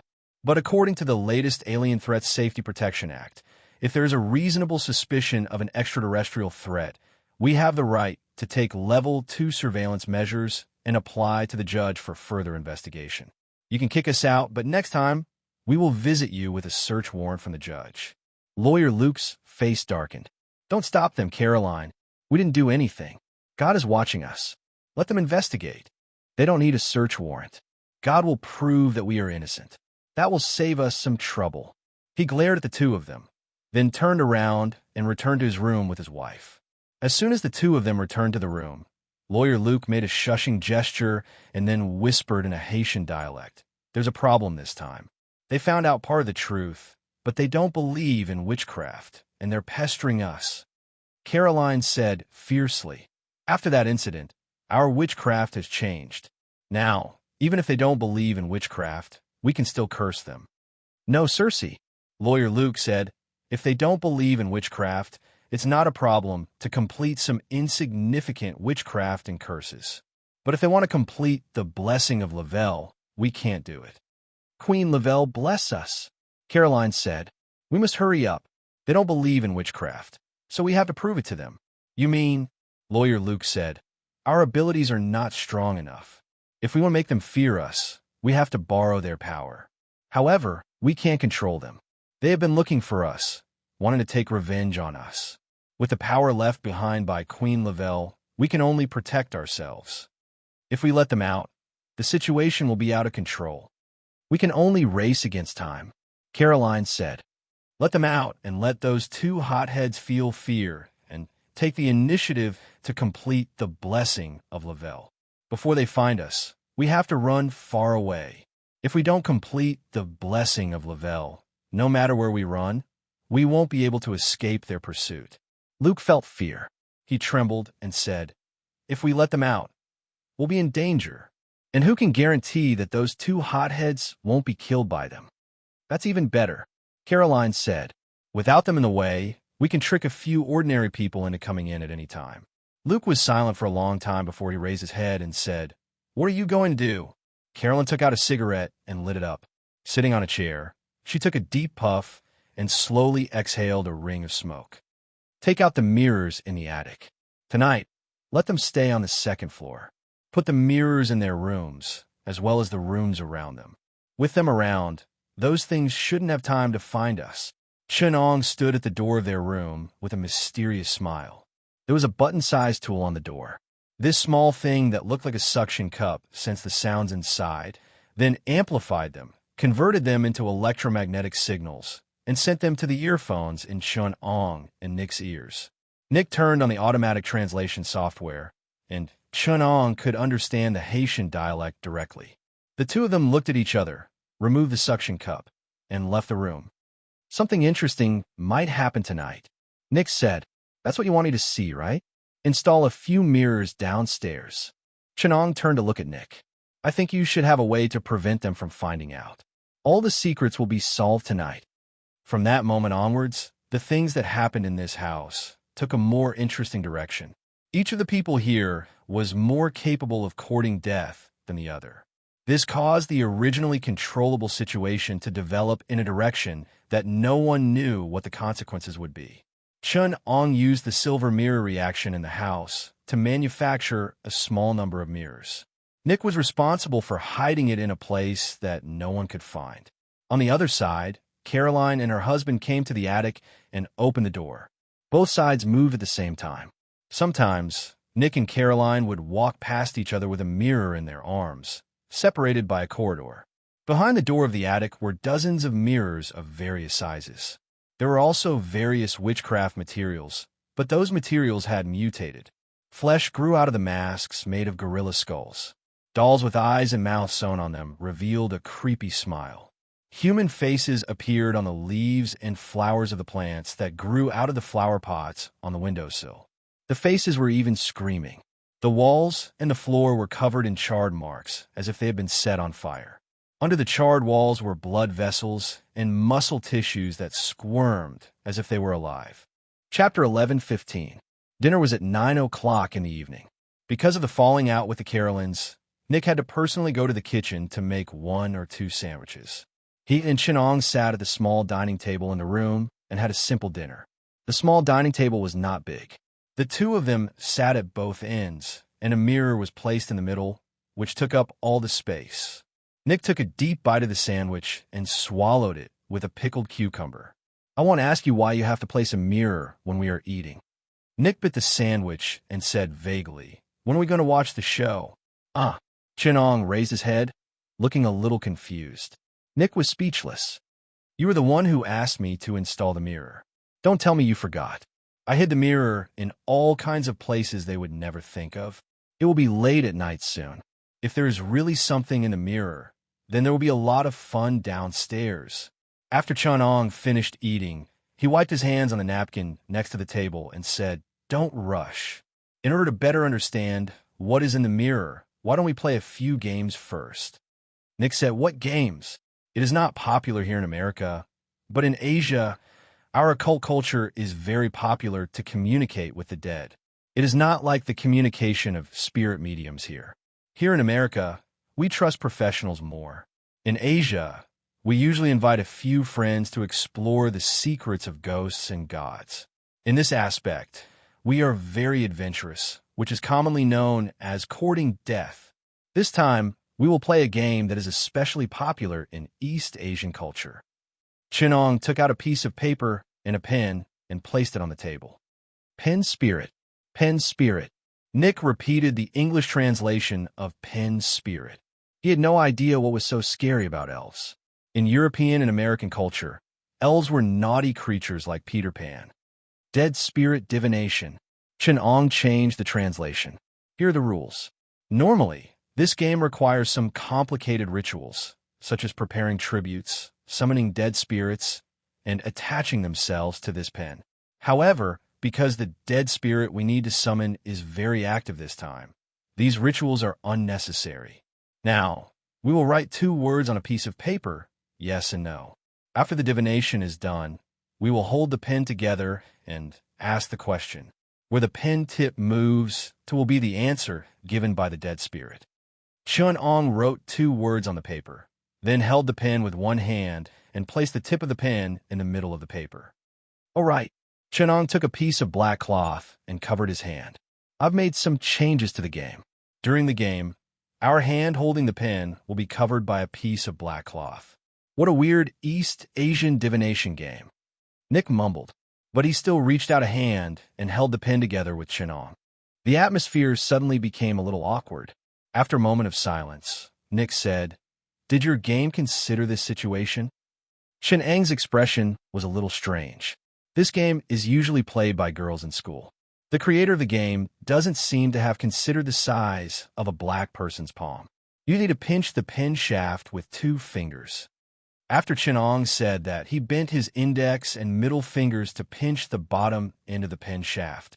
Nick used the side of his thumb and index finger to pinch the top end. At this time, a cold, slender hand suddenly reached out and grabbed the middle end of the pen shaft. Chin-Ong and Nick watched as the end of the black cloth near the mirror began to bulge. It was as if the person in the mirror had reached out and inserted a hand. "I think we can start the divination now." Nick cleared his throat and said, "I want to know, does the Holy Shield know where the 5th seal is?" As soon as he said that, the pen shaft did not move. The hand did not seem to have any intention of moving the pen shaft. But after a while, the pen tip began to move slowly. Nick felt a force pulling the pen tip to the no position. Nick suddenly slammed his right hand and stood up. He said angrily, "You're the one who's moving the pen tip. I saw you using force. This divination game is a scam." Chin-Ong also slammed the table and stood up. He said loudly, "Because you need to ask the question it knows, idiot." Nick's anger did not subside. "What I need is an answer to a question I don't know. If it can't even answer this, then what kind of divination is it? What use do I have for it? It's just a dead spirit. Don't ask a question that even the Sorcerer Supreme can't answer with the time gem. If you're so awesome, why don't you ask the omniscient and omnipotent God?" Chin-Ong said, "It only knows what happened in this house. Don't make things difficult for it, okay?" Only then did Nick sit down and continue to cover it with a black cloth. He asked, "Were you killed by a wizard?" As soon as he said that, the hand began to exert force. It pulled the pen tip in a certain direction, but Nick did not move the pen. He exerted force, and the pen shaft seemed to be rooted to the ground. The hand pulled twice and realized that it could not move, so began to pull the pen even harder. The strength it was using now was far beyond that of a normal big man. Unfortunately, Nick had all the strength he could muster. Not even 2 tons of brute force from the infinite formula could hold him back. He gripped it tightly, and no matter how hard that hand pulled, the tip of the pen wouldn't budge. Chin-Ong could not stand it anymore. He looked up at Nick and said, "Are you having a tug of war? Show some respect to the pen spirit. It's about to cry." Only then did Nick loosen his grip. The hand moved the pen tip to the yes position. He answered sincerely, "I just wanted to test its strength. These dead spirits may not have a physical body, but they are very strong. They're like a trained boxer, and they're heavyweight boxers, big, strong men." Chin-Ong sighed helplessly. He took out a small box from his back and took out a suit part with an engine, the kind that Stark often used. There were jet thrusters in the palm and small compensating engines in all directions. A suit part for Miss Potts, Chenong explained to Nick. I brought it with me. I'm going to take it to the spear for maintenance. Chenong put on the suit glove and held the pen. He made an inviting gesture to Nick. Come, let's continue. Are the Carolines in this house the wizards who killed you? Nick continued to ask. This time, under the threat of Chenong holding the suit glove, Nick did not hold the pen. Instead, he started to use the electric shock bracelet made by SHIELD to use a high-voltage discharge to shock the hand. The buzzing sound of the electric current on the pen made by the three hands was heard, and the dazzling electric current radiated from the pen tip. It was a Tesla reaction. Chenong had no choice but to use a countercurrent to shock Nick until his whole body was convulsing. Seeing the pen stop at the yes position again, Nick's body started to smell burnt. His hair stood up against his scalp, and he twitched from time to time. He crawled up from under the table and said, It's not afraid of electricity. It's very likely that it won't react to energy attacks. He asked again, Are the two wizards the black servants who once served the banker? Chun-Ong wore the adamantium glove and watched the high-energy laser pass through his hand.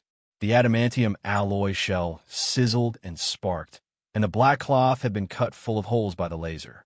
Nick's 5 fingertips were equipped with a small laser generator, and his right hand held the sunglasses that hung on the bridge of his nose. It won't be hurt by the laser, so why don't they come out during the day? Nick's expression was a bit solemn. If that thing was invisible and could not be hurt by physics, which Nick had just confirmed with a knife, could not be hurt by electricity, and did not fear lasers, then most technological means would not work on it. The thing had strength comparable to Hercules, could directly use physical means to interfere with reality, and had a certain degree of intelligence. If it had some special means, then it would be a very difficult enemy to deal with. From a scientific point of view, yes, daytime only means the side of the earth that can receive sunlight, but from a mystical point of view, daytime is not that simple. It has a special meaning, Chun-Ong said. There are 3 elements of mysticism: timing, symbolism, and ritual. For some witchcraft and magic spells, conceptual symbolism is very important. What they need is a metaphysical concept that is formed subjectively above matter. It's the product of human consciousness reflecting reality. It's some elements of information science, some concepts. Yes, they can't come out during the day because most people are afraid of the dark. When human genes were spread, some of the fear of nocturnal predators was engraved in their genes. Those who were afraid of the dark survived, and the genes they carried were also passed down. So, compared to the dark, people think that the day is safe. Light and fire can give them a sense of security. So the concept of safety exists in the day. Human consciousness gives it the meaning of safety, so when we face certain things, it can protect us. Nick said, but there are many images that give it the concept of protection and safety. I tried it with a cross just now, and is not afraid of the cross at all. The spirits formed by different cultural concepts have different ways of dealing with it, Chenong answered. As the saying goes, believe it, don't believe it, don't believe it. The voodoo cult uses red brick powder to defend against enemies. Catholicism believes that salt can exorcise evil. Japan believes in Ksiddhagarbha Bodhisattva, and China uses cinnabar to suppress ghosts. Ghosts born from a culture can only be dealt with using the concept unique to that culture, using a foreign holy object to exorcise the evil of our own country, using a foreigner's sword to kill our own officials. What kind of logic is that? If you want to know why the ghosts here can't be exorcised using the holy object of Catholicism, then you have to ask those wizards how they created these ghosts. Chenong turned to ask the pen spirit, do you want revenge? The pen that no one was holding stood vertically on the paper. Under the control of an invisible force, the tip of the pen slowly moved to the yes. Chenong had Nick leave first while he walked to the door with the pen. With his back facing the room, he tossed the pen behind him, and there was no sound behind him. Chenong smiled and walked down the stairs. Chapter 11:16. Caroline was lying on the bed, but she didn't close her eyes. She kept them open, looking at the ceiling above her.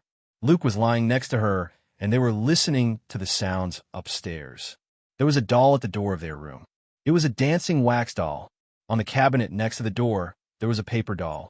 It was a man and a woman with a paper horse, which had a traditional Chinese style. There was a terror doll hanging on the door frame, and a Japanese-style geisha doll was placed in the corner. So many dolls with different cultural elements in a foreign-style house formed a strange, incongruous style. All the mannequins were facing the door, as if they were guarding against something trying to break in. At this time, there was a knock on the door, and Chun Ang's voice came from outside. "Are you asleep? If you are, you should be awake now. I found something interesting upstairs, and I think I have to show it to you." Luke sat up. Why is he knocking at this time? Caroline was also surprised. She shouted through the door, "It's too late to think about it, Mr. Detective. If there's anything, let's talk tomorrow." The voice at the door replied, "You'd better open the door. I don't think it can wait until tomorrow." "What can't wait until tomorrow?" Caroline demanded. "Don't disturb us anymore." Chenang's voice was still calm. "Because I can't be sure if you can live until tomorrow." Circe. This name caused Caroline to jump up in shock. She turned her head to the side to listen to the sounds coming from outside the door. However, ever since Chunong had said those words, he had remained silent. The entire place was silent. Luke stopped Caroline from getting out of bed. "No matter what happens, we can't go out. This house is the safest place. We've opened the door, and now this house is filled with those things. No matter what sound come from outside, we can't go out. We don't know if the person outside the door is still himself, or if he's a human, or what he is. No matter what he says. Circe, we have to stay calm. It's just a devil's trap. It's very late." Luke said calmly, "Sir, go to sleep." At this time, Nick's voice came from outside the door. He said, "We have a lot of people here who want to see you, Mr. Justine. They want to see their Justine father and Circe mother. Ask them some questions." The latter half of the voice turned into a child's voice. A boy said with a clear voice, "We regard you as our parents. Why do you want to take away our bodies? We used to respect you so much, Mother Circe, no matter what our father did wrong. We have never humiliated or harmed you, but you have chosen to harm us. You made our father burn his child to death with his own hands, and you even used our bodies to carry out the filthy acts of chaos. You purposely let them see all of this and drove our mother crazy. My father guessed the truth and was forced to commit suicide by you. Caroline, or rather, Circe could not help but make a sound. But before she could say a word, Justine, who was carrying Luke's body, covered her mouth. He whispered in her ear, "Don't respond. No matter what you say, it will only make them angry." A girl's high-pitched scream came from the other side of the door. In a room where Justine was, the light bulbs and glass were shattered. It was a very resentful, high-pitched, and ferocious scream from a little girl, echoing in the dark night. But this soul-stealing scream was weakened after passing through the door, which was guarded by the puppets. Circe threw herself into Justine's arms in fear. Justine had to hug her and comfort her. "It's okay, darling. They can't come in. They can't come in. Tomorrow, we can hold the ceremony. Then we can leave this place. They can't catch us. If they are alive, we can get what we want, but if they are dead, we are not afraid. Ever since the door was opened, they have refused to let us go. Justine, it's useless. We can't destroy them. They will pester us endlessly." The witch, Circe, said, "Unless we close the door." But the seal has failed. Are the great wizards in the voodoo sect eating sh*t? Why did they lose such an important seal? The voodoo doll is guarding the door, but once the door is opened, it can only be closed if it wants to close it. "Justine," Circe said in fear, "let's go grab that voodoo doll." The doll left by Queen Lavu, the first voodoo doll. It should have the ability to guard the door. Chun Ang's voice sounded again. "Justine, Circe, you used to be the owners of this house, the black servants hired by the bankers. You should be from Haiti, right? Many black people in Louisiana came from Haiti, and some of them were proficient in witchcraft. You were loyal to Queen Lavu of the voodoo sect. It's normal for the bankers to abuse you. Many rich white people in that era were like this. They treated their servants badly, so you decided to show them a little. It just so happened that although you were young, you had enough of that body. It was too difficult for black people in that era. But it was very easy for you. So you decided to use the soul-snatching witchcraft to seize the bodies of their children so that you could inherit that large amount of wealth. And the bodies you prepared, they trusted you, didn't they? Then you succeeded, and you also got rid of that annoying banker. You occupied this house like a poisonous spider on a spider's web, luring one prey after another into your net. But Justine, it has been a long time. Things will always go wrong. A few weeks ago, the door was opened. The door guarded by the voodoo sect was opened. Some things can come out from behind the door to find you. Those souls who have passed away, those who are unwilling, those who are resentful, those who hate. Justine and Circe, you can rest assured that we didn't find you for those trivial hatred and stories of your past. We only care about how the door was opened, and about the secret behind the door. Circe said in horror, "Who are you?" Her mind flashed back to the scenes one after another. Chun-Ong appeared in the study and chatted with them. Chun-Ang's background and story automatically appeared in their minds, but they never saw how Chun-Ong walked through the door. It was as if he had directly appeared in the study. That night, when she opened the door for another man, the black man, he seemed to have come from afar. But there was no moisture on his bald head. His feet were muddy, and he was wearing a trench coat that seemed to be from the last century. This guy said that he was a bailiff and claimed that he was the FBI, and she actually believed him. Who we are is not important, Chun-Ong said slowly. What's important is the secret behind the door. Don't think that this room will always be safe, Chun-Ong said mysteriously. In fact, you are trapping yourself in a death trap. Circe sat up in shock. She came to the door and listened suspiciously to the sound behind the door, but there was not even the sound of breathing behind the door.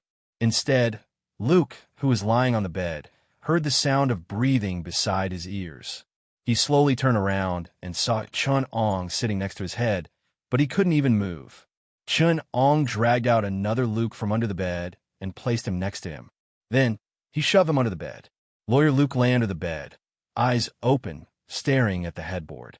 There was a mirror that was half the height of a person stuck there, and in the mirror, there were several pairs of eyes staring at him.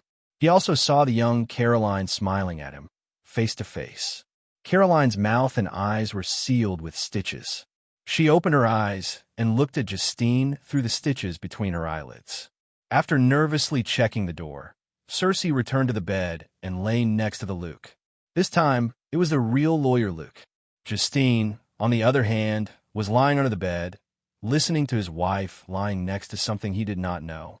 He saw Chun-Ong climb into the mirror, and the Caroline in the mirror climbed out to lie next to him. Now, there was a Caroline and Luke on the bed, and a Caroline and Luke under the bed.